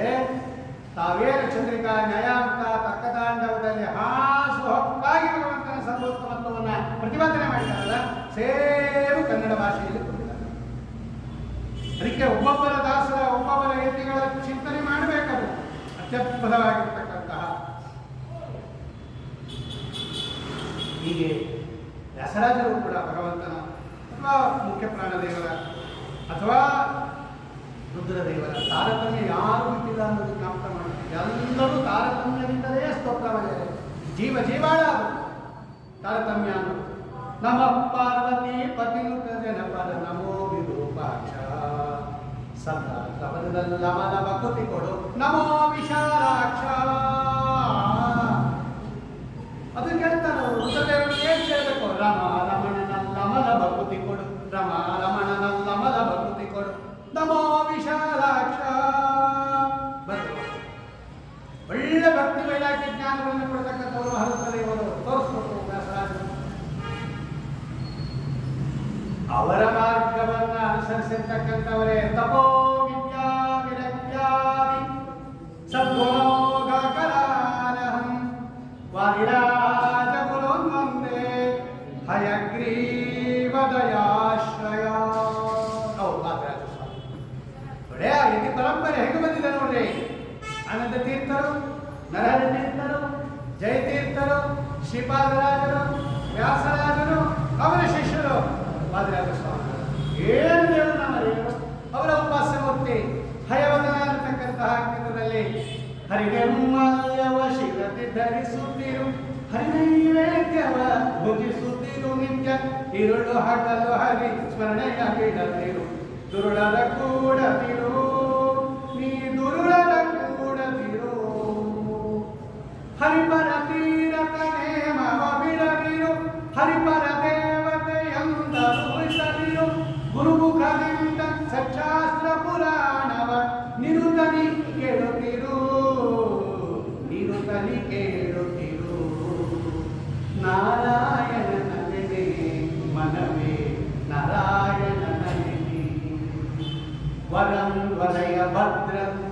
ವೃದ್ಧೇ ಕೈವಲ್ಯಮಾತ್ಮನಃ ಏಕ ಏವೇಶ್ವರಸ್ತಸ್ಯ ಭಗವಾನ್ ವಿಷ್ಣುರವ್ಯಯಃ.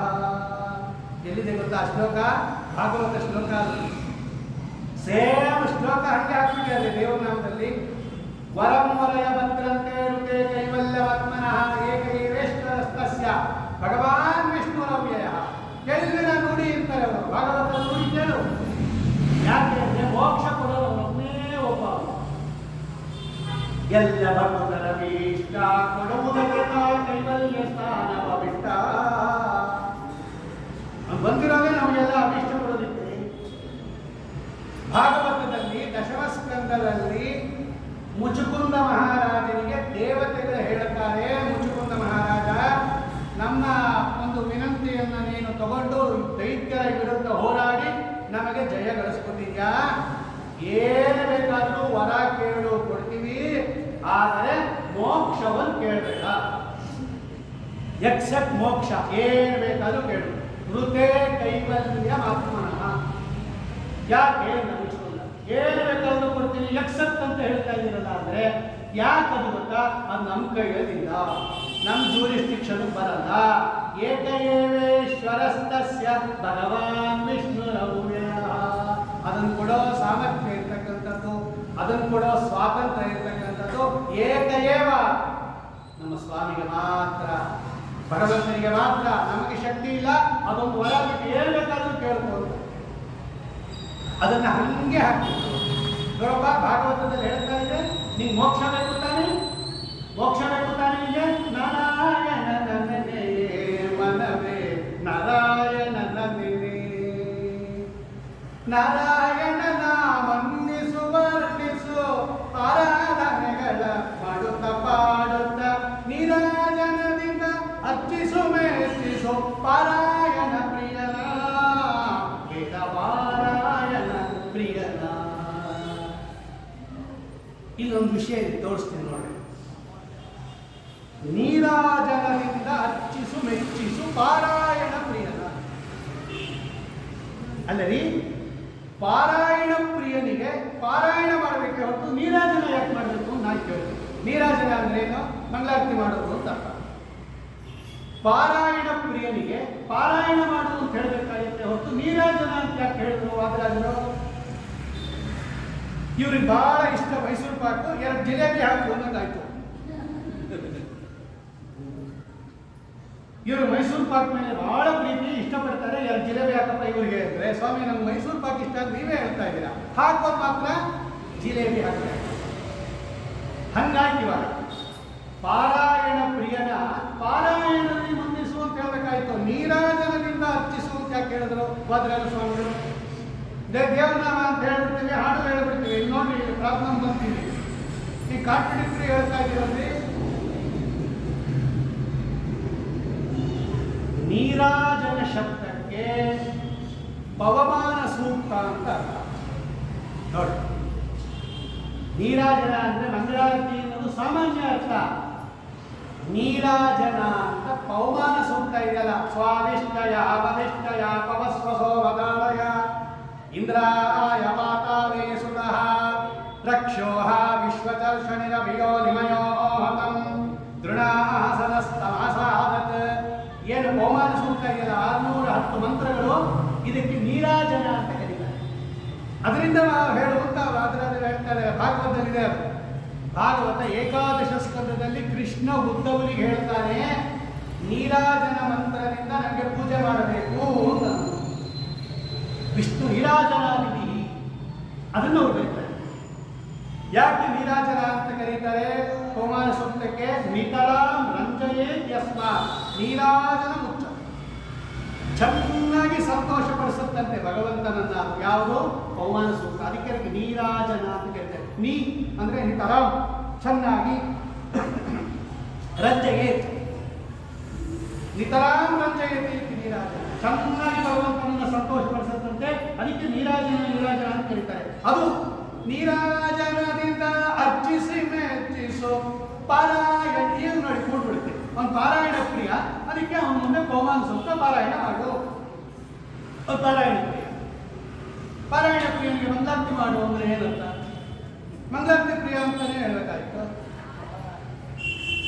ನಾವು ಹೆಂಗೆ ಪೂಜೆ ಮಾಡಬೇಕು, ನಾವು ಮಾಡೋ ರೀತಿ ಬೇರೆ.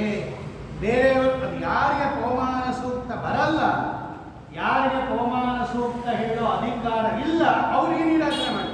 ಈಗ ಎಷ್ಟೋ ಜನ ಬಂದರು ಮಂಗಳಾರತಿ ಮಾಡ್ಬಿಟ್ಟು ಹೋದರು, ಅವರಷ್ಟೇ ಅವ್ರು ಮಾಡ್ತಾರೆ, ಭಗವಂತ ಅನುಗ್ರಹ ಮಾಡ್ತಾನೆ. ನಾವು ಅಷ್ಟೇ ಮಾಡಿದ್ರೆ ಆಗಲ್ಲ ಅಂತಾರೆ. ನೀವು ಪವಮಾನ ಸೂಕ್ತ ಹೇಳು ಅಂತ ಭಗವಂತ, ನೀ ಬರೀ ಆ ದೀಪಾರ್ತಿ ಮಾಡ್ಬಿಟ್ರೆ ಆಗಲ್ಲ, ಪವಮಾನ ಸೂಕ್ತ ಹೇಳು ಅಂತ ಸ್ವಾಮಿ. ಅದಕ್ಕೆ ನೀರಾಜನದಿಂದ ಅರ್ಚಿಸು ಮೆಚ್ಚಿಸು ಪಾರಾಯಣ ಪ್ರಿಯನ. ಮೆಚ್ಚಿಸು, ಮೆಚ್ಚಿಸು ಅಂತ ಶಬ್ದ ಇದೆ ಅಲ್ಲಿ. ಅವ್ನು ಮೆಚ್ಚಬೇಕಾದ್ರೆ ಪಾರಾಯಣ ಮಾಡಬೇಕು, ಅದೇ ನೀರಾಜನ, ವಿಷ್ಣು ನೀರಾಜನ, ಧರ್ಮ ಸೂಕ್ತ, ಸಮುದ್ರ ಸೂಕ್ತ, ಭಾಗವತ ಏಕಾದಶಿ ಸ್ಕಂದದಲ್ಲಿದೆ. ಒಂದು ದೇವರ ನಾಮದಲ್ಲಿ ಎಷ್ಟು ವಿಷಯ ಇರ್ತಾರೆ ನೋಡಿ ವಾದರಾಜ ಸ್ವಾಮಿಗಳು. ಅದ್ಭುತವಾಗಿರ್ತಕ್ಕಂತಹ ದೇವರ ನಾಮ ಅದು ನಾರಾಯಣನಿಗೆ, ನಮ್ಮನವೇ ನಾರಾಯಣನಿಗೆ. ಏನು ಒಂದ ಎರಡ ಅತ್ಯದ್ಭುತವಾಗಿರ್ತಕ್ಕಂತಹ ಕೊಡುಗೆ. ಏನದು ಸಾಮಾನ್ಯನೇ ವಾದರಾಜ ಸ್ವಾಮಿಗಳು ಯುಕ್ತಿ ಮಲ್ಲಿಕ 5,000ಕ್ಕೂ ಹೆಚ್ಚು ಶ್ಲೋಕ ಇದೆ. ಅದು 5,000 ಶ್ಲೋಕ ಇದೆ. ಪರಮತಿಯರನ್ನು ಚಂಡಾಡಿಬಿಟ್ಟಿದ್ದಾರೆ ವಾದರಾಜ ಸ್ವಾಮಿಗಳು. ಆ 5,000 ಭೇದ ಸೌರಭ, ಗುಣ ಸೌರಭ, ಶುದ್ಧ ಸೌರಭ, ಮೋಕ್ಷ ಸೌರಭ, 5 ಸೌರಭಗಳು. ಯುಕ್ತಿ ಮಲ್ಲಿಕ, ಮಲ್ಲಿಗೆ ಹೂವು ಯುಕ್ತಿಯಿಂದ ಮಾಡಿರ್ತಕ್ಕಂಥ ಮಲ್ಲಿಗೆ ಹೂವು ಅಂತಾರೆ ಅವರು. ಅಂತಹ ದೊಡ್ಡ ದೊಡ್ಡ ಮಹಾಭಾರತ ಲಕ್ಷಾಲಂಕಾರ. ಅವ್ರ ತಾಯಿ ಹರಕೆ ಹಾಕೊಂಡ್ಬಿಟ್ರು. ವಾದರಾಜರ ತಾಯಿ, ನಂಗೆ ಗಂಡು ಮಗು ಹುಟ್ಟಿದ್ರೆ ತೀರ್ಥ ನಿಮ್ಮಪ್ಪ ನಿಮಗೆ ಲಕ್ಷಾಭರಣ ಮಾಡಿಸ್ತೀನಿ ಅಂತ. ಏನು ಗತಿ ಇಲ್ಲ, ಬಹಳ ದಾರಿದ್ರ್ಯ ಮನೆಗೆ, ಏನು ಲಕ್ಷಾಭರಣ ಮಾಡಿಸೋದು. ಹೊತ್ಕೊಂಡ್ಬಿಟ್ರು ಹೊರಗೆ. ವಾದರಾಜ ಅವತಾರ ಮಾಡಿಬಿಟ್ರು. ಭೂವರಾಹ ಗಂಡು ಮಗು ಹೊತ್ಬಿಟ್ರು. ಆಮೇಲೆ ಮುಂಜಿನೂ ಆಗೋಯ್ತು, ಸನ್ಯಾಸನೂ ಆಗೋಯ್ತು. ಆಮೇಲೆ ಅವ್ರ ತಾಯಿ ಹೇಳಿದ್ರು ವಾದರಾಜನಿಗೆ, ಅಪ್ಪ ಕೂಸು, ನೀನು ಹುಟ್ಟೋವಾಗ ವೆಂಕಪ್ಪನಿಗೆ ಬೇಡ್ಕೊಂಡ್ಬಿಟ್ಟಿದ್ದೀನಿ, 1,00,000 ಆಭರಣ ಹಾಕಿಸ್ತೀನಿ ಅಂತ, ನನ್ನ ಬೈಕೆ ಈಡೇರಿಸ್ತೀಯ ಕೂಸು ಅಂತ ಕೇಳ್ತಾರೆ. ಆಯ್ತಮ್ಮ, ಅದಕ್ಕೇನಂತೆ ಅಂದರು. ಮಹಾಭಾರತದ 1,00,000 ಕಠಿಣ ಪದಗಳನ್ನು ಆರಿಸ್ಕೊಂಡ್ರು ವಾದರಾಜರು. ಅದಕ್ಕೆ ಅರ್ಥ ಬರೆದ್ರು. ಅದೇ ಮಹಾಭಾರತ ಲಕ್ಷಾಲಂಕಾರ. ಕೃಷ್ಣಾರ್ಪಣ ವಸ್ತು ಅಂತ ಅರ್ಪಿಸ್ಬಿಟ್ರು ಭಗವಂತನಿಗೆ. 1,00,000 ಆಭರಣ ಹಾಕಿಲ್ಲ ಅವರು. ಅಂಗಡಿಗೆ ಹೋಗ್ಬಿಟ್ಟು 1,00,000 ಕಠಿಣ ಪದಗಳಿಗೆ ಅರ್ಥ ಬರೆದ್ರು. ಮಹಾಭಾರತ ಲಕ್ಷಾಲಂಕಾರ ಬರ್ಬಿಟ್ರು. ರಾತ್ರಿ ಸ್ವಪ್ನ ಅವ್ರ ತಾಯಿಗೆ ವೆಂಕಟೇಶ್ ದೇವರು 1,00,000 ಆಭರಣ ಹಾಕೊಂಡು ತೋರಿಸ್ಬಿಟ್ಟ ಭಗವಂತ. ಅಮ್ಮ ನೋಡು, ನಿಮ್ಮ ಮಗ ಹಾಕಿದ್ದಾನೆ 1,00,000 ಆಭರಣ, ನಿನ್ನ ಹರಕೆ ತೀರ್ತು. ಇದು ಮಹಾಭಾರತ ಲಕ್ಷಾಲಂಕಾರ. ಎಂಥ ಚಮತ್ಕಾರ ಇದೆ ಗೊತ್ತಾ? ಅದರ ಕೇಳಬೇಕ್ರಿ ಒಮ್ಮೆ. ಏನು 1,00,000 ಯಾವ್ಯಾವ್ದು ಆಸ್ಕೊಂಡಿದ್ದಾರೆ, ಏನೇನು ಅರ್ಥ ಬಂದಿದ್ದಾರೆ, ಬೇರೆ ಏನು ಅರ್ಥ ಬಂದಿದ್ದಾರೆ, ನೀಲಕಂಠಿಗೆ ಏನು ಬಂದಿದ್ದಾರೆ, ರುದ್ರಭಟ್ಟಿಗೆ ಏನು ಬಂದಿದ್ದಾರೆ, ಅದಕ್ಕೆ ಏನು ಅರ್ಥ? ಅದಕ್ಕೆ ಮಹಾದೇವ ಅಂತ ಒಂದು ಶಬ್ದ ಇದೆ. ಎಲ್ಲರೂ ರುದ್ರದೇವರ ಪರವಾಗಿ ಅರ್ಥ ಮಾಡ್ತಾರೆ. ಭೀಮಸೇನ ದೇವರು ಮಹಾದೇವನ ಅನುಗ್ರಹದಿಂದ ಆ ಜಟ್ಟಿಯನ್ನು ಕೊಂದರು ಅಂತಿದೆ ಮಹಾಭಾರತದಲ್ಲಿ, ವಿರಾಟ್ ಪರ್ವದಲ್ಲಿ. ಎಲ್ಲ ರುದ್ರದೇವರ ಅನುಗ್ರಹದಿಂದ ಕೊಂದರು ಅಂತಾನೆ ಅರ್ಥ ಮಾಡುತ್ತೆ. ವಾದರಾಜ ಬಂದಿರೋದು ಮಹಾದೇವ ಅಂದರೆ ದೊಡ್ಡ ದೇವ, ಅಬ್ಬರದ ಹೆತ್ತೈವ, ನರಸಿಂಹ ಅಂತಾನೆ ಬರೆದರು. ಮಹಾದೇವ ಶಬ್ದ ಕದತ್ತ, ನರಸಿಂಹದೇವರ ಅನುಗ್ರಹದಿಂದ ಅಂತ ಬರೆದರು. ಹಿಂಗೆ 1,00,000 ದೇವರ ನಾಮಗಳಿಗೆ ಅಲಂಕಾರ ಬರ್ತದೆ. 1,00,000 ಕಠಿಣ ಶಬ್ದದಲ್ಲಿ. ಯುಕ್ತಿ ಮಲ್ಲಿಕ, ಮಹಾಭಾರತ ಲಕ್ಷಾಲಂಕಾರ, ನ್ಯಾಯ ಸುಧಾಕೆ ಟಿಪ್ಪಣಿ, ಗುರುವರ್ತ ದೀಪಿಕಾ, ಸರಸ ಭಾರತಿ ವಿಲಾಸ, ರುಕ್ಮಿಣೀಶ ವಿಜಯ, ತೀರ್ಥ ಪ್ರಬಂಧ, ಗುಂಡಕ್ರಿಯೆ, ಸ್ವಪ್ನಪದ, ಲಕ್ಷ್ಮೀ ಶೋಭನ, ಏನು ಒಂದಾಗಲ್ಲ. ಕನ್ನಡದಲ್ಲಿ, ತುಳುವಿನಲ್ಲಿ, ಸಂಸ್ಕೃತದಲ್ಲಿ ಓಂಕಾರಪೂರ್ವಕವಾಗಿ ಬರ್ಕೊಟ್ಟಿರ್ತಕ್ಕಂತಹ ಮಹಾನುಭಾವರು ಯಾರು? ಉತ್ಕೃಷ್ಟವಾಗಿರ್ತಕ್ಕಂತಹ ವಾದರಾಜ ಸ್ವಾಮಿ. ಅದು ಯಾರ್ಯಾರು ಆಗೋಯ್ತು, ನಮಗೇನು ಅರ್ಥವಾಗಿಲ್ಲ. ನಮಗೇನಾದರೂ ಅರ್ಥ ಆಗೋಂಗೆ ಒಂದು ಬರ್ಕೊಡ್ರಿ ಅಂತ ಹೇಳಿದ್ರೆ ನಾ ಬರ್ಕೊಡ್ತೀನಿ ಅಂದರು. ನಾ ಬರ್ಕೊಡ್ತೀನಿ, ಯೋಚನೆ ಮಾಡಬೇಡ್ರಿ. 6 ಮಂದಿ ವೈರಿಗಳನ್ನು ಸೆರಲಿ ಸದಂತೆ ಜರಿದು ಧೀರನಾಗಿ ಹರಿಯ ಪಾದ ಸೆರಬೇಕೆಂಬುವರಿಗೆ ಒಂದು ಬಾರಿ ಸ್ಮರಣೆ ಸಾಲವೇ. ಆನಂದ ತೀರ್ಥರ, ಪೂರ್ಣ ಪ್ರಜ್ಞರ, ಸರ್ವಜ್ಞರಾಯರ, ಮಧ್ವರಾಯರ ಒಂದು ಬಾರಿ ಸ್ಮರಣೆ ಸಾಲವೇ. ಆಚಾರ್ಯ ಬರ್ತಿದ್ದೆ ಸುಮಧ್ವ ವಿಷಯದಲ್ಲಿ ತೆಗೆದು ನೋಡಿ. ಅದು ಎಲ್ಲಿಂದ ಬರೆದಿದ್ದಾರೆ ವಾದಿರಾಜ ಸ್ವಾಮಿಗಳು ಅದನ್ನೆಲ್ಲ? ಗಂಗಾ ನದಿಯನ್ನು ದಾಟಿಸಬೇಕು, ಗಂಗಾ ನದಿ ತುಂಬ ಹರಿತಾ ಇದೆ, ಆಚಾರ್ಯರು ಪ್ರಭಾವ ಹೊರಬಿಟ್ರು. ಅವ್ರು ಶಿಷ್ಯರಿಗೆಲ್ಲ ಪಾಪ ದೋಣಿಲೇ ಇಲ್ಲ, ಅಲ್ಲಿ ದೋಣಿ ಎಲ್ಲ ತಿಳಿಸ್ಬಿಟ್ಟಿದ್ದಾರೆ ಅತೃಷ್ಟ ಮಹಾರಾಜ ಆ ಕಡೆ ಇರೋದು. ಎಲ್ಲಿ ಬಂದುಬಿಡ್ತಾರೆ ದೋಣಿಯಲ್ಲಿ ದಾಟ್ಕೊಳ್ಳೋ ಶತ್ರುಗಳು ಅಂತ. ತುಂಬಿ ಹರಿತಾ ಇದೆ ಗಂಗಾ ನದಿ, ಆಳವಾದ ಪ್ರವಾಹ. ಶಿಷ್ಯರಿಗೆಲ್ಲ ಗಾಬರಿ ಆಗುತ್ತೆ, ಹೆಂಗೆ ದಾಟೋ ಸ್ವಾಮಿ ಇದನ್ನ? ತೆಕ್ತ ವಿಶ್ವಪ್ಲವ, ಪ್ಲವ ನೌಕೆ ಇಲ್ಲ. ಆಗ ಆಚಾರ್ಯರು ಯೋಚನೆ ಮಾಡಿಬಿಟ್ರಿ, ನಾನು ಹೋಗ್ತೀನಿ, ನನ್ನ ಹಿಂದೆ ಇಡ್ರಿ, ಎಲ್ಲ ನನ್ನನ್ನು ಹಿಡ್ಕೊಡ್ರಿ, ನನ್ನ ವಸ್ತ್ರ ಇಟ್ಕೊಡ್ರಿ, ಅವ್ರ ವಸ್ತ್ರ ಒಬ್ಬರು ಇಟ್ಕೊಡ್ರಿ, ಅವ್ರ ವಸ್ತ್ರ ಒಬ್ಬರು ಇಟ್ಕೊಡ್ರಿ, ನಾನು ಹೋಗ್ತೀನಿ, ನನ್ನ ಜೊತೆ ಬಂದ್ಬಿಡ್ರಿ ಎಂದು. ಅಲ್ಲಿರೋರೆಲ್ಲ ಆಕ್ಷೇಪ ಮಾಡಿದ್ರಂತೆ, ಅವ್ರೇನೋ ಹೇಳ್ತಾರೆ ಅಂತ ಕೇಳ್ಬಿಡ್ಬೇಡ್ರಿ, ಅವ್ರಿಗೇನೋ ನಡೆಯಕ್ಕೆ ಬರುತ್ತೆ, ಹೊಟ್ಟೋಗ್ತಾರೆ, ನೀವು ಮುಳುಗೋಗ್ತೀರಾ, ಸತ್ತೋಗ್ತೀರಾ, ಮಹಾಪ್ರವಾಹ.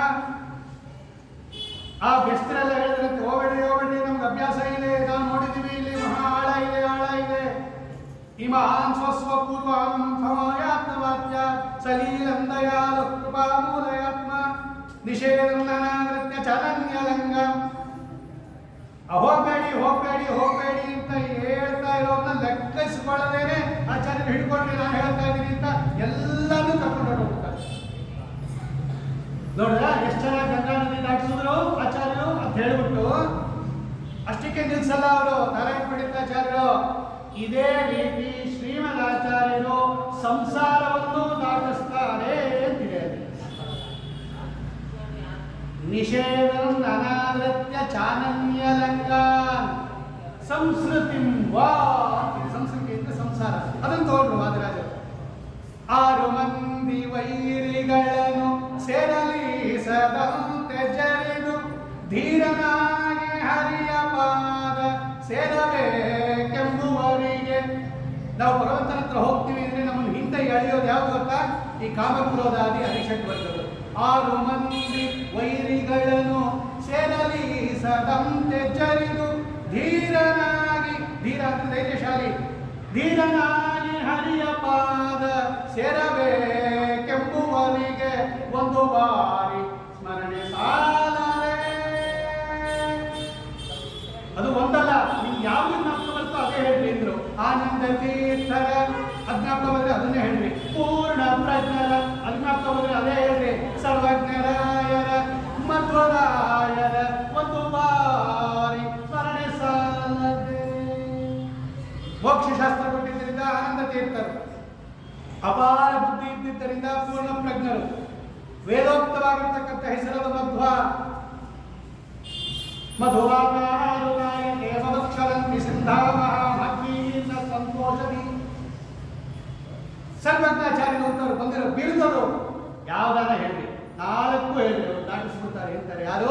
ವಾದಿರಾಜ ಸ್ವಾಮಿಗಳು. ಇಂತಹ ಅತ್ಯದ್ಭುತವಾಗಿರ್ತಕ್ಕಂತಹ ದೇವನಾಮಗಳನ್ನು ವ್ಯಾಸರಾಜರ ಮೇಲೆ ಒಂದು ದೇವನಾಮ ಬರೆದಿದ್ದಾರೆ ವಾದಿರಾಜ ಸ್ವಾಮಿಗಳು. ಎಂಥ ದೇವನಾಮರೇ! ವ್ಯಾಸರಾಜರ ಹತ್ರ ಅಧ್ಯಯನ ಮಾಡಿದವರು ವಾದಿರಾಜ ಸ್ವಾಮಿಗಳು. ಎಂಥ ಗುರು ವ್ಯಕ್ತಿ ಅವರಿಗೆ. ಹದ ಮೀರಿ ಮದವೇರಿ ಮದನಾರಿ ತಾನೆಂಬ ಅಧಮರಾಜದೆ ಮೆಟ್ಟಿ ಒದೆದು ಮದ ಹತ್ತಿ ಆನೆ ಬರುತ್ತಿದಕು. ವ್ಯಾಸರಾಜರೆಂಬೋ ಆನೆ ಬರುತ್ತಿದಕು.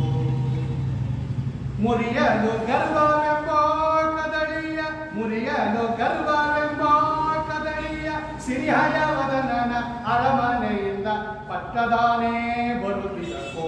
ವ್ಯಾಸರಾಯರೆಂಬೋ ಆನೆ ಬರುತ್ತಿದಕು. ವ್ಯಾಸರಾಜರಿಗೆ ದೇವನಾಮ ರಚನೆ ಮಾಡಿಕೊಟ್ಟಾರೆ. ಹೀಗೆ ವಾದಿರಾಜ ಸ್ವಾಮಿಗಳು ತಮ್ಮ ಉಪಾಸಮೂರ್ತಿ ಆಗಿರ್ತಕ್ಕಂತಹ ಹಯವದನ ಅನ್ನತಕ್ಕಂತಹ ಗೀತದಲ್ಲಿ 100 ದೇವರ ಇಡೀ ಸುಂದರ ಕಾಂಡವನ್ನು ಟ್ರಾನ್ಸ್ಲೇಟ್ ಮಾಡಿರೋದೇ ಅವರ ಹನುಮತ್ ವಿಲಾಸ. ಎಷ್ಟು ಸಾಹಸವಂತ ನೀನೇ ಬಲವಂತ. ಆ ಹಾಡು ಕೇಳ್ತಾ ಇದ್ರೆ ನಾವು ಅಲ್ಲೇ ರಾಮನ ಆಸ್ಥಾನದಲ್ಲಿದ್ದೀವಿ ಅನ್ನೋದು ಬಂದ್ಬಿಡುತ್ತೆ. ಅತ್ಯದ್ಭುತವಾಗಿ ರಚನೆ ಮಾಡಿಕೊಟ್ಟಿದ್ದಾರೆ ವಾದಿರಾಜ ಸ್ವಾಮಿಗಳು. ಸುಂದರಾತಿ ಸುಂದರ ದೇವನಾಮಗಳನ್ನು ಅವರು ಕೊಟ್ಟಿರ್ತಕ್ಕಂತಹ ಯತಿಗಳು ವಾದಿರಾಜ ಸ್ವಾಮಿಗಳು ಕೊಟ್ಟಿರ್ತಕ್ಕಂತಹ ಕೊಡುಗೆ. ಆಮೇಲೆ ಅದೇ ಯತಿಕುಲದಲ್ಲಿ ಪರಂಪರೆಯಲ್ಲಿ ಬಂದಿರತಕ್ಕಂತಹ ಇವೆಲ್ಲ ಹಿಂದಿನವರಾಗೋದು. 400-600 ವರ್ಷದ ಹಿಂದಿನವರಾಗೋಯ್ತು. ಈಗ ಅರ್ವಾಚೀನ ಬಂದಾಗ ವ್ಯಾಸರಾಜ ಮಠದ ಪರಂಪರೆಯಲ್ಲಿ ಬಂದಿರತಕ್ಕಂತಹ ವಿದ್ಯಾ ರತ್ನಾಕರ ತೀರ್ಥರು ಅಂತ ಮಹಾನುಭಾವರು,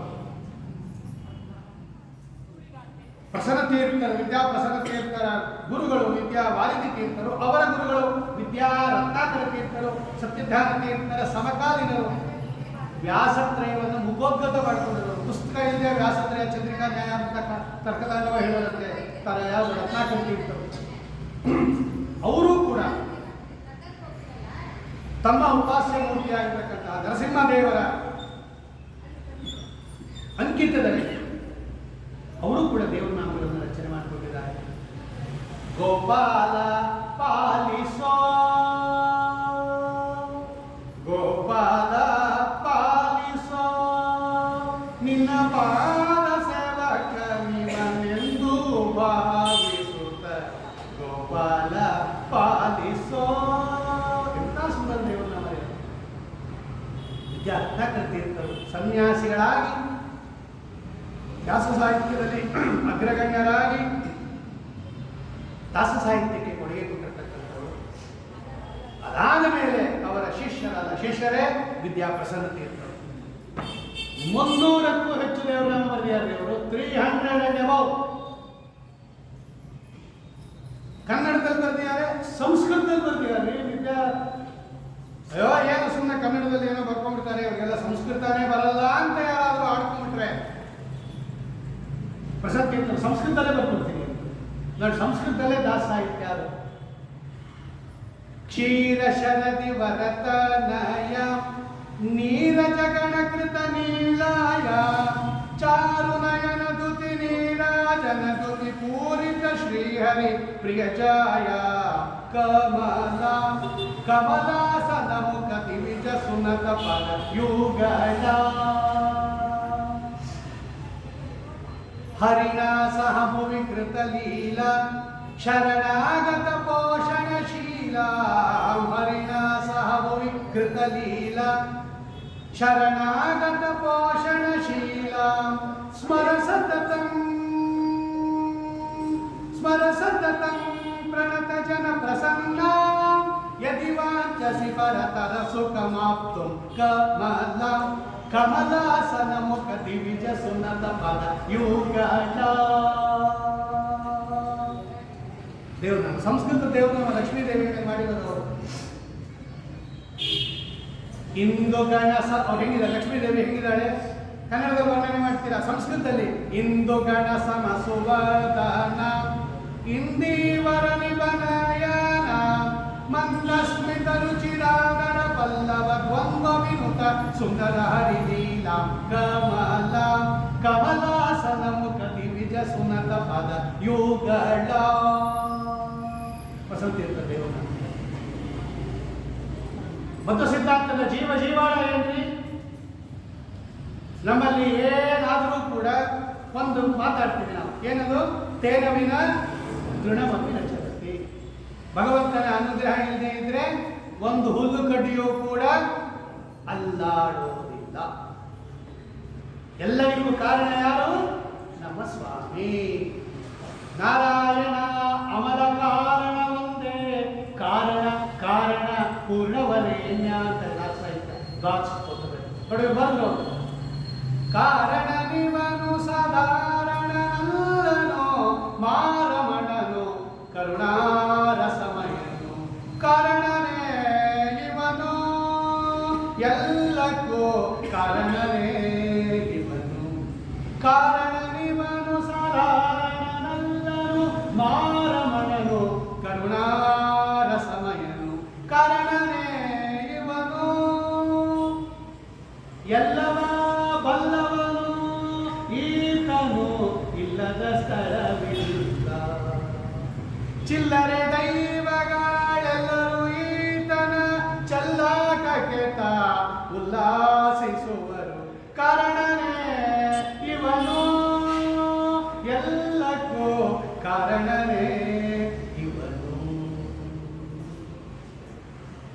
ಶ್ರೀನಿವಾಸ ಕಲ್ಯಾಣದಲ್ಲಿ ಆ ದಾಸರಾಗಿ ತಗೊಂಡಿರೋದು ನೋಡಿ. ದೇವರ ಸಮಾರಾಧನೆ, ಸ್ವಾಮಿ ಕಲ್ಯಾಣ ಮಾಡ್ಕೊಂಡು ಹೊರಟಿದ್ದಾನೆ ಆಕಾಶರಾಜನ ಪಟ್ಟಣಕ್ಕೆ, ದೇವರ ಸಮಾರಾಧನೆ ಮಾಡಬೇಕು. ಕುಬೇರನ್ನ ಕೇಳಿ ದುಡ್ಡು ತಗೊಂಡ. ಅಗ್ನಿಯನ್ನ ಕರೆದ. ಅಗ್ನಿ ಅಡಿಗೆ ಮಾಡಿಬಿಡಪ್ಪ ಅಂದ. ಸ್ವಾಮಿ ಪಾತ್ರೆ ಇಲ್ಲ ಅಂದ ಅಗ್ನಿ. ಭಗವಂತ ಹೇಳಿದ ಪಾತ್ರೆನೇ ಬೇಡ, ಬಿಸಾಕ್ಬಿಡ. ಬೀಳೆ ಯಾರು ಆರನ್ನ ಯಾರು ಬೇಡ, ಯಾರ್ಯಾರು ಮಾಡಿದ್ದು ಹೆಂಗಿದೆಯೋ ಯಾವತ್ತಾವತ್ತಿನ ಹಂಗಂಗೆ ಇರುತ್ತೆ ಅದು. ಪಾತ್ರೆನೇ ಬೇಡ. ಉಪಾಯಂ ಶೃಣು ವಕ್ಷಾಮಿ ಶೃಣುಕಗೆ ಧನೇಶ್ವರ, ಹೇ ನಿಮ್ಗೊಂದು ಉಪಾಯ ಹೇಳ್ತೀನಿ ಕೇಳು ಅಗ್ನಿ. ಇಲ್ಲಿ ತೀರ್ಥಗಳಿದೆಯಲ್ಲ, ಈ ತೀರ್ಥದಲ್ಲೆಲ್ಲ ಒಂದೊಂದು ಅಡಿಗೆ ಮಾಡಿಬಿಡು ಅಂತ ಭಗವಂತ. ಅನ್ನಂ ಸ್ವಾಮಿ ಸರೋವರಕ್ಕೆ ಸೋಪಂ ಪಾಪ ವಿನಾಶಿನೇ. ಸ್ವಾಮಿ ಪುಷ್ಕರಣಿಯಲ್ಲಿ ಅನ್ನ ಮಾಡಿಬಿಡು, ಪಾಪ ವಿನಾಶಿನಿ ಕವ್ವೆ ಮಾಡಿಬಿಡು, ಆಕಾಶಗಂಗೆಯಲ್ಲಿ ಪಾಯಸ ಮಾಡಿಬಿಡು, ಪಾಂಡು ತೀರ್ಥದಲ್ಲಿ ಗೊಜ್ಜು ಮಾಡಿಬಿಡು, ಕುಮಾರ ಧಾರಾದಲ್ಲಿ ಹುಣಸೆಹಣ್ಣಿನ ಗೊಜ್ಜು ಮಾಡಿಬಿಡು, ಅದು ಮಾಡಿಬಿಡು, ತುಂಬದ ತೀರ್ಥದಲ್ಲಿ ತುಪ್ಪ ಮಾಡಿಬಿಡು, ಹೋಳಿಗೆ ಮಾಡಿಬಿಡು, ಹಪ್ಪಳ ಮಾಡಿಬಿಡು. ತೀರ್ಥದಲ್ಲಿ ಅದು ಇರೋರಿಗೆಲ್ಲ ಆಶ್ಚರ್ಯ ಆಗೋಯ್ತಂತೆ. ದೇವತೆಗಳಿಗೆ ಋಷಿಗಳಿಗೆ ಇದು ತೀರ್ಥದಲ್ಲಿ ಅಡಿಗೆ ಮಾಡಿಸ್ತಾ ಇದ್ದೇನೆ ಸ್ವಾಮಿ. ತೀರ್ಥದಲ್ಲಿ ಅಡಿಗೆ ಮಾಡೋದು ಅಂದ್ರೆ ಏನ್ರಿ, ಸ್ನಾನ ಮಾಡ್ಕೊಂಡು ಬರೋದು ನೋಡಿದ್ವಿ ನಾವು, ತುಂಬರ ತೀರ್ಥ ಅದು ಇದು ಅಂತ. ತೀರ್ಥದಲ್ಲೇ ಅಡಿಗೆ ಮಾಡು ಅಂತ ಹೇಳಿಬಿಟ್ನಲ್ಲ ಸ್ವಾಮಿ. ಬರೀ ಹೇಳಿದ್ದಲ್ಲ, ಅಗ್ನಿ ಒಳಗಡೆ ನಿಂತ್ಕೊಂಡು ಮಾಡಿಸ್ಬಿಟ್ಟ ಭಗವಂತ. ಅಗ್ನಿ ಒಳಗೆ ಅವನೇ ತಾನೇ ಇರೋದು. ಯದಾ ನಿತ್ಯಗತಂ ತೇಜೋ ಜಗದ್ಭಾಸಯತೆ ಕಿಲಂ ಯಚ್ಛಂದ್ರಮಸಿ ಯಚ್ಛಾಗ್ನೋ ತತ್ತೇಜೋ ವಿದ್ಧಿಮಾಮಕಂ. ಅಗ್ನಿ ಒಳಗೆ ನಿಂತು ಒಂದೊಂದು ತೀರ್ಥದಲ್ಲಿ ಒಂದೊಂದು ಅಡಿಗೆ ಮಾಡಿದ. ಅಲ್ಲಿರೋ ಋಷಿಗಳು ಧನ್ಯರಾಗ್ಬಿಟ್ವಿ. ಅದೇ ಲಾಸ್ಟು, ಅದೇ ಫಸ್ಟು ಲಾಸ್ಟ್. ತೀರ್ಥದಲ್ಲಿ ಅಡಿಗೆ ಮಾಡಿ ಇನ್ನೊಂದು ಕಡೆ ತೋರಿಸ್ಬಿಡ್ರಿ, ಇಲ್ವೇ ಇಲ್ಲ. ದೇವತೆಗಳಿಗೆಲ್ಲ ಭಗವಂತನ ಮಾತು ಕೇಳಿ ದಿಕ್ಕೆಟ್ಟು ಹೋಯ್ತಂತೆ. ಏನಿದು ವ್ಯಾಪಾರ? ಆರು ಬಲ್ಲರೋ ನಿನ್ನ, ಯಾರು ಗೊತ್ತು ಸ್ವಾಮಿ ನಿನ್ನ, ತಿಳಿಯದೋ ನಿನ್ನ ಆಟ ತಿರುಪತಿಯ ವೆಂಕಟ. ನಮಗಲ್ಲ, ದೇವಾನ ದೇವತೆಗಳಿಗೆ ಆಶ್ಚರ್ಯ ಆಗುತ್ತಂತ್ರಿ. ಅದನ್ನು ಬರೀತಾರೆ ಪ್ರಸನ್ನ ತೀರ್ಥರು. ಎಲ್ಲವ ಬಲ್ಲವನು, ಪಾತ್ರೆಯಿಂದ ಅಡಿಗೆ ಮಾಡೋದು ಹೇಗೆ ನಮಗೂ ಗೊತ್ತಿಲ್ಲ, ಸ್ವಾಮಿ ಗೊತ್ತು. ಎಲ್ಲವ ಬಲ್ಲವನು, ಅವ್ನಿಗೆ ಅದೇ ಪಾತ್ರೆ. ಒಂದೊಂದು ತೀರ್ಥದಲ್ಲಿ ಒಂದೊಂದು ಅಡಿಗೆ ಮಾಡಿಬಿಡು, ಗೊತ್ತ. ಚಿಲ್ಲರೆ ದೈವಗಳೆಲ್ಲರೂ ಈತನ ಚೆಲ್ಲಾಟಕ್ಕೆ ಉಲ್ಲಾಸಿಸುವರು. ಕಾರಣವೇ ಇವನು, ಎಲ್ಲಕ್ಕೂ ಕಾರಣವೇ ಇವನು. ಕಾರಣನಿವನು ಸಾಧಾರಣನಲ್ಲನು, ಕಾರಣನಿವನು ಓಂ ಜನ್ಮಾದ್ಯ ಸೇತಃ ಓಂ ಸಾಧಾರಣನಲ್ಲನು. ಓಂ ಪರ್ವತ ಸೇತು ನಾನು ಸಂಬಂಧ ಬೇರೆ ಉಪದೇಶಭ್ಯ ಓಂ ಮಾರಮಣನು ಕಾಮಾನಿತರತ್ರಾಯಿತರಾದಿಭ್ಯ ಓಂ. ಸೂತ್ರದಲ್ಲ ಬ್ರಹ್ಮಸೂತ್ರದರ್ಥಾದು ಕರುಣಾರಸಮಯನು. ಕರುಣಾ ಸಂಧಿ ಅಂತಾನೆ ಒಂದು ಸಂಧಿ ಇದೆ ತಾನೆ, ಕರುಣಾರಸಮಯನು. ನೋಡ್ದು ಭಗವಂತ, ಇವರೆಲ್ಲ ಪಾಪ ಹಸಿವೆ ಕಾದಿದ್ದಾರೆ ಬ್ರಾಹ್ಮಣರೆಲ್ಲ. 1:30-2 ಗಂಟೆ ಆಗೋಗ್ತಿದೆ ಎಲ್ಲ. ಆವಾಗ ಸಾಲ ತಗೋತಾ ಇದ್ದಾನೆ ಭಗವಂತ. ಮಠದಲ್ಲಿ ಒಂದು ಅರ್ಧ ಗಂಟೆ ಲೇಟ್ ಆದರೆ ಗಲಾಟೆ ಮಾಡ್ತೀವಿ, ಎಲ್ಲ ಅಂತ. 1 ಗಂಟೆ ಇನ್ನೇನು ಒಂದೇ ಒಂದು ನಿಮಿಷದ ಬಂದವಾಗ ಭಗವಂತ ಬ್ರಹ್ಮದೇವರು ಕರೆದು ದುಡ್ಡೇ ಇಲ್ಲ ಅಂತಾನೆ. ಇವನಂತ ಶೆಟ್ಟಿ ಯಾರು ಇಲ್ಲ ಅಂತಾರೆ. ಬಂದೆವಯ ಗೋವಿಂದ ಶೆಟ್ಟಿ ಅಂತಾರೆ. ಏನಾಗಿರ್ಬೇಕು ಆ ದೇವತೆಗಳು ಬ್ರಾಹ್ಮಣ ಸ್ಥಿತಿ? ದುಡ್ಡೇ ಇಲ್ಲ ಹತ್ರ, ಎಲ್ಲ ಕಲ್ಸ್ಬಿಟ್ಟಿಯಾರೆ. ಎಲ್ಲ ಲೋಕದಿಂದ ಕಲ್ಸ್ಬಿಟ್ಟಿಯಾನ್ರಿ ಭಗವಂತ. ಸಪ್ತಲೋಕದಿಂದ ಬಂದ್ಬಿಟ್ಟಿದ್ದಾರೆ, ಪಾತಾಳ ಲೋಕ ತನಕ ಬನ್ನಿ ಮದುವೆ ಕಲಿಸ್ಬಿಟ್ಟ. ದುಡ್ಡೇ ಇಲ್ಲ ಅಂತ.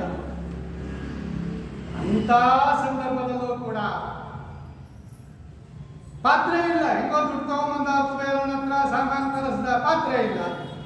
ಭಗವಂತ ನೋಡ, ಪಾತ್ರೆ ಇಲ್ಲ ಅನ್ನೋ ಕಾರಣಕ್ಕೆ ಬ್ರಾಹ್ಮಣರ ಭೋಜನ ಆಗೋದು ನಿಲ್ಬಾರ್ದು. ನಾನು ಹೇಳ್ತೀನಿ ನಿಂದ, ಯಾಕೆ? ಕರುಣಾರಸಮಯನು. ಇಷ್ಟು ಜನ ಬ್ರಾಹ್ಮಣರು ಹಸ್ಕೊಂಡಿದ್ದಾರೆ, ಇವ್ರು ಊಟ ಹಾಕ್ಬೇಕು. ನೋಡೋದು ಉಪಾಯ ಹೇಳ್ತೀನಿ. ಅತ್ಯದ್ಭುತವಾದ ರೂಪವನ್ನು ತೋರಿಸ, ಲೀಲಾವಿಲಾಸವನ್ನು ತೋರಿಸ, ಎಲ್ಲವನ್ನ ಪ್ರಸನ್ನ ತೀರ್ಥರು ಹಿಡಿದಿಟ್ಟಿದ್ದಾರೆ ಈ ದೇವರನ್ನು. ಕರುಣಾರಸಮಯನು ಕಾರಣವೇ ಇವನು. ಏನು ದೇವನ ಶಾಸ್ತ್ರ ಬೇಕಾ? ಆಟ ಆಡೋದ್ರಿಂದ ಶಾಸ್ತ್ರ ಹೇಳ್ತಾರೆ ಅವರು. ಜ್ಞಾನಿಗಳು ಭಗವಂತನ ಜೊತೆ ಹೆಂಗೆ ಆಟ ಆಡ್ತಾರೆ? ಆಟವನ್ನ ಆಡುವ ಬಾರೋ ಕೃಷ್ಣ. ಕೃಷ್ಣನ ಜೊತೆ ಆಟ ಆಡ್ತಾರೆ ಇವರೆಲ್ಲ. ಯಾರು ವಿಜಯದಾಸರು, ಗೋಪಾಲದಾಸರು, ವಾದಿರಾಜರು, ವ್ಯಾಸರಾಜರು, ಈ ಯತಿಗಳೆಲ್ಲ ಯಾರ ಜೊತೆ ಆಟ ಆಡೋದವರು? ಇಂದಿರಾಪತಿ ಇವರ ಮುಂದೆ ಕುಣಿವನು ಅವನ ಜೊತೆ ಆಟ ಆಡ್ತಾರಂತೆ. ಆಟವನಾಡುವ ಬಾರೋ ಕೃಷ್ಣ, ನೋಟಕ್ಕೆ ಜನಗಳ ಕೂಟವು ಕಾದಿದೆ, ಆಟವನಾಡುವ ಬಾರೋ ರಂಗ. ಏನಾಟ ಅಂತ ಕೇಳಿದ ಭಗವಂತ. ಏನಾಟ ಆಡೋಣಪ್ಪ? ಸಾಮಾನ್ಯವಾಗಿ ಮಕ್ಕಳೆಲ್ಲ ಆಡೋದೇನ್ರಿ ಮನೆ ಆಟ ಅಂತ ಆಡ್ತಾರೆ. ಚಿಕ್ಕ ಚಿಕ್ಕ ಮಕ್ಕಳೆಲ್ಲ ಮನೆ ಆಟ ಅಂತ ಆಡ್ತಾರೆ. ನಾವು ಮನೆ ಆಟ ಆಡೋಣ. ಯಾವ? ತಂದೆಯು ನೀನಂತೆ, ತಾಯಿಯು ಕುಣಿಯಂತೆ, ಮಂದಿಗಳೆಲ್ಲರೂ ಮಕ್ಕಳು ನಿನಗಂತೆ. ಅಪ್ಪ ಅಮ್ಮನ ಆಟ ಮಕ್ಕಳಾಡಲು ತಂದೆಯು ನೀನಂತೆ, ತಾಯಿ ರುಕ್ಮಿಣಿಯಂತೆ, ಮಂದಿಗಳೆಲ್ಲರೂ ಮಕ್ಕಳು ನಿನಗಂತೆ. ಮುಂದೆಯ ಮಗೆ ನಿನ್ನ ದಿವ್ಯ ರಾಜ್ಯದಲ್ಲಿ ಒಂದೊಂದು ಭಾಗವ ಬರೆದಿಡಬೇಕಂತೆ. ಅಪ್ಪ ಮಕ್ಕಳಿಗೆ ಬಿಲ್ ಬರೀತಾನಲ್ಲ, ನೀನು ನಮ್ಮ ಅಪ್ಪ ಅಲ್ವಾ, ನಾನು ನಿಮ್ಮ ಮಕ್ಕಳಲ್ವ, ನಮಗೂ ಮೋಕ್ಷದಲ್ಲಿ ಒಂದು ಜಾಗ ಬರ್ಕೊಡು ಅಂತಾರೆ ಬಸಂತ ಇರ್ತಾರೆ. ಮುಂದೆಯ ಮಗೆ ನಿನ್ನ ದಿವ್ಯ ರಾಜ್ಯದಲ್ಲಿ ಒಂದೊಂದು ಭಾಗವ ಬರೆದಿಡಬೇಕಂತೆ, ಆಟವನ್ನಾಡುವ ಬಾರೋ ಕೃಷ್ಣ. ಈ ಆಟ ಸರಿ ಹೋಗಿಲ್ಲ, ಇನ್ನೊಂದು ಆಟ ಆಡೋಣ.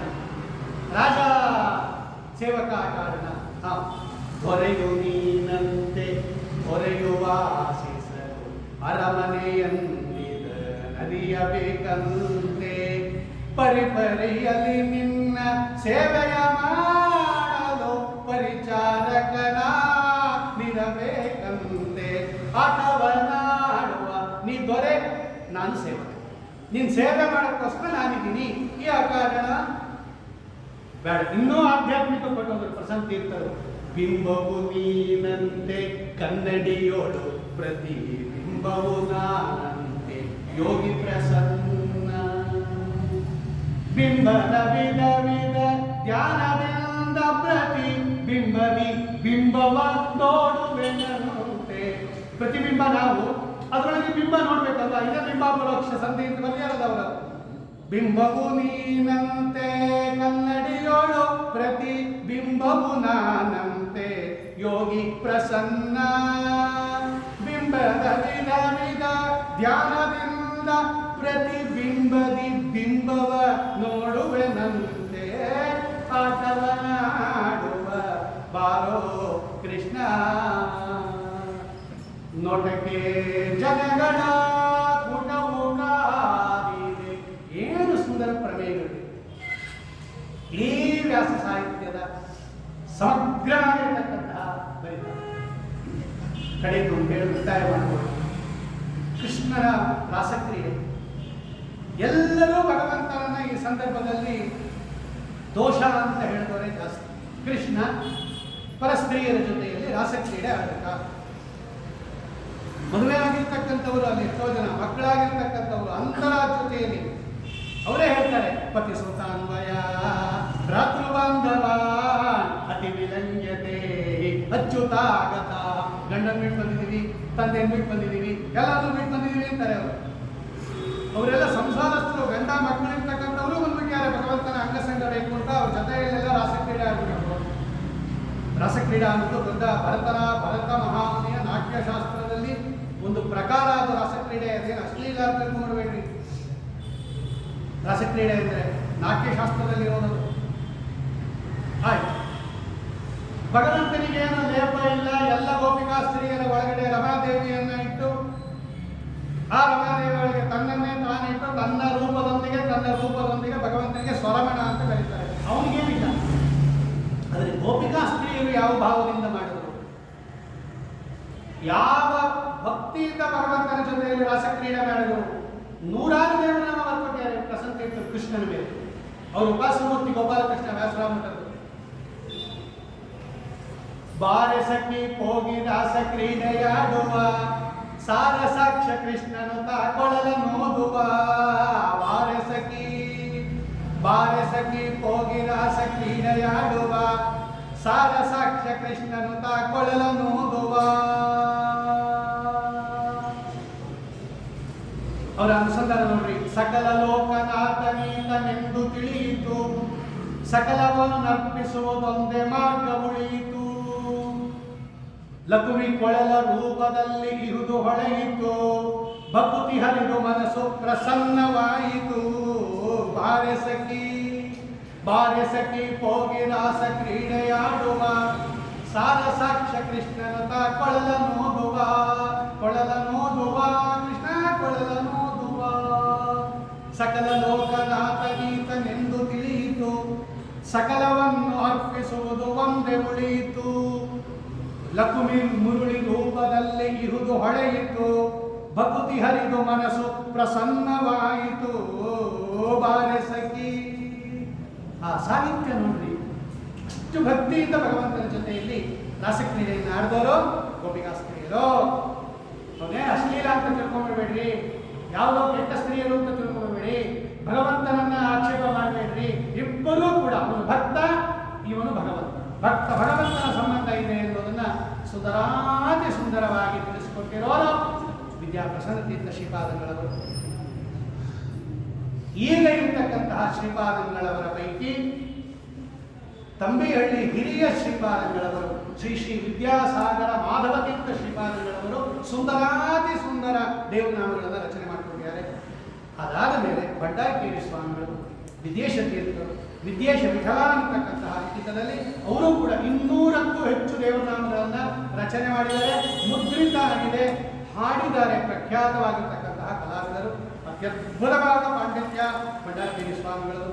ಅಂತಹ ಭಂಡಾರಕೇರಿ ಈಗ ಪ್ರಸಕ್ತ ಇಬ್ಬರು ಇರತಕ್ಕಂತಹ ಮಹನೀಯರು ತಂಬೆಹಳ್ಳಿ ದೊಡ್ಡ ಸ್ವಾಮಿಗಳು ಮತ್ತು ಭಂಡಾರಕೇರಿ ಸ್ವಾಮಿಗಳು ಕೂಡ ಯತಿಗಳಾಗಿದ್ದು ಪರಮತ ಖಂಡನ ಮಾಡಿ ಗ್ರಂಥಗಳನ್ನು ರಚನೆ ಮಾಡಿ ದಾಸ ಸಾಹಿತ್ಯಕ್ಕೆ ಕೊಡುಗೆ ಕೊಟ್ಟಿರ್ತಕ್ಕಂಥವರು ಇವತ್ತೂ ಜೀವಂತವಾಗಿರ್ತಕ್ಕಂತಹ ಭಂಡಾರಕೇರಿ ಶ್ರೀಪಾದಂಗಳವರು ಶ್ರೀ ಶ್ರೀ ವಿದೇಶ ತೀರ್ಥ ಶ್ರೀಪಾದಂಗಳವರು ಆಚಾರ್ಯರಿಂದ ಪ್ರಾರಂಭ ಮಾಡಿ ಇವತ್ತು ವಿದ್ಯಮಾನವಾಗಿರ್ತಕ್ಕಂತಹ ಯತಿಗಳು ದಾಸ ಸಾಹಿತ್ಯಕ್ಕೆ ಏನು ಕೊಡುಗೆಯನ್ನು ಕೊಟ್ಟಿದ್ದಾರೆ ಅದನ್ನು ನಮಗೆ ಉಪಲಬ್ಧಿ ಇರತಕ್ಕಂತಹ 1.5 ಗಂಟೆಗಳ ಕಾಲ, 1.25 ಗಂಟೆಗಳ ಕಾಲ ಯಥಾಶಕ್ತಿ ಯಥಾಮತಿ ನಿರೂಪಣೆ ಮಾಡಿದೆ. ಇನ್ನೂ ವಿಸ್ತಾರವಾಗಿ ಕೇಳಬೇಕು ಅಂದಾಗ ಯಾವುದಾದ್ರೂ ಒಂದು ಸಂದರ್ಭದಲ್ಲಿ ಚಿಂತನೆ ಮಾಡೋಣ ಅಂತ ಹೇಳ್ತಾ, ಇದು ಸರ್ವತಾ ನಾನು ಹೇಳಿದ್ದಲ್ಲ, ಅದಕ್ಕೆ ಪ್ರಾರಂಭದಲ್ಲಿ ಹೇಳಬೇಕೆ. ಒಂದು ಕಡೆ ನಮ್ಮ ಸ್ವಾಮಿ ಇದ್ದಾನೆ, ಕಾರಣನೇ ಇವನು, ಎಲ್ಲಕ್ಕೂ ಕಾರಣನೇ ಇವನು. ಆ ಸ್ವಾಮಿ ಒಳಗಡೆ ನಿಂತ್ಕೊಂಡು ಏನು ನುಡಿಸಿದ್ದಾನೆ, ಮಂತ್ರಾಲಯ ಪ್ರಭುಗಳಿದ್ದಾರೆ, ಅವರ ಅನುಗ್ರಹದಿಂದಲೇ ಇವತ್ತು ನಾನು ಈ ಮಟ್ಟಕ್ಕೆ ಬಂದಿರತಕ್ಕಂಥದ್ದು. ಅಂತಹ ಮಂತ್ರಾಲಯ ಪ್ರಭುಗಳು ಹಿಂದೆ ಇದ್ದಾರೆ, ಪಕ್ಕದಲ್ಲಿ ಸ್ವಾಮಿ ಇದ್ದಾನೆ. ಆ ಹರಿಗುರುಗಳ, ನಮ್ಮ ಗುರುಗಳ ಪೂಜ್ಯ ಆಚಾರ್ಯರ ಅನುಗ್ರಹದಿಂದ 2 ಮಾತುಗಳನ್ನು ಏನು ಆಡಿದ್ದೇನೆ. ಇದರಲ್ಲಿ ಹಂಸಕ್ಷೀರ ನ್ಯಾಯದಂತೆ ಏನಾದರೂ ತಪ್ಪಿದ್ರೆ ಅದನ್ನು ಬಿಟ್ಟುಬಿಟ್ಟು ಅದರಲ್ಲಿ ಸಾರಭಾಗವಾಗಿರ್ತಕ್ಕಂಥದ್ದು ಸ್ವೀಕಾರ ಮಾಡಬೇಕು ಅಂತ ಹೇಳ್ತಾ, ಈ 2 ವಾಕ್ಕುಸುಮವನ್ನು ಅಸ್ಮತ್ ಗುರುವಂತರ್ಗತ ಪುರಂದರದಾಸ ಗುರುವಂತರ್ಗತ ರಾಘವೇಂದ್ರ ತೀರ್ಥ ಗುರುವಂತರ್ಗತ ಭಾರತೀಯ ಪ್ರಾಣಾಂತರ್ಗತ ಇಲಾಖೆಕೋಟೆ ಬ್ರಹ್ಮಾಂಡ ನಾಯಕ ಶ್ರೀ ಶ್ರೀನಿವಾಸ ಪರಬ್ರಹ್ಮನ ಚರಣಾರವಿಂದಗಳಲ್ಲಿ ಭಕ್ತಿಯಿಂದ ಅರ್ಪಣೆ ಮಾಡ್ತಾ ಇದ್ದೇನೆ.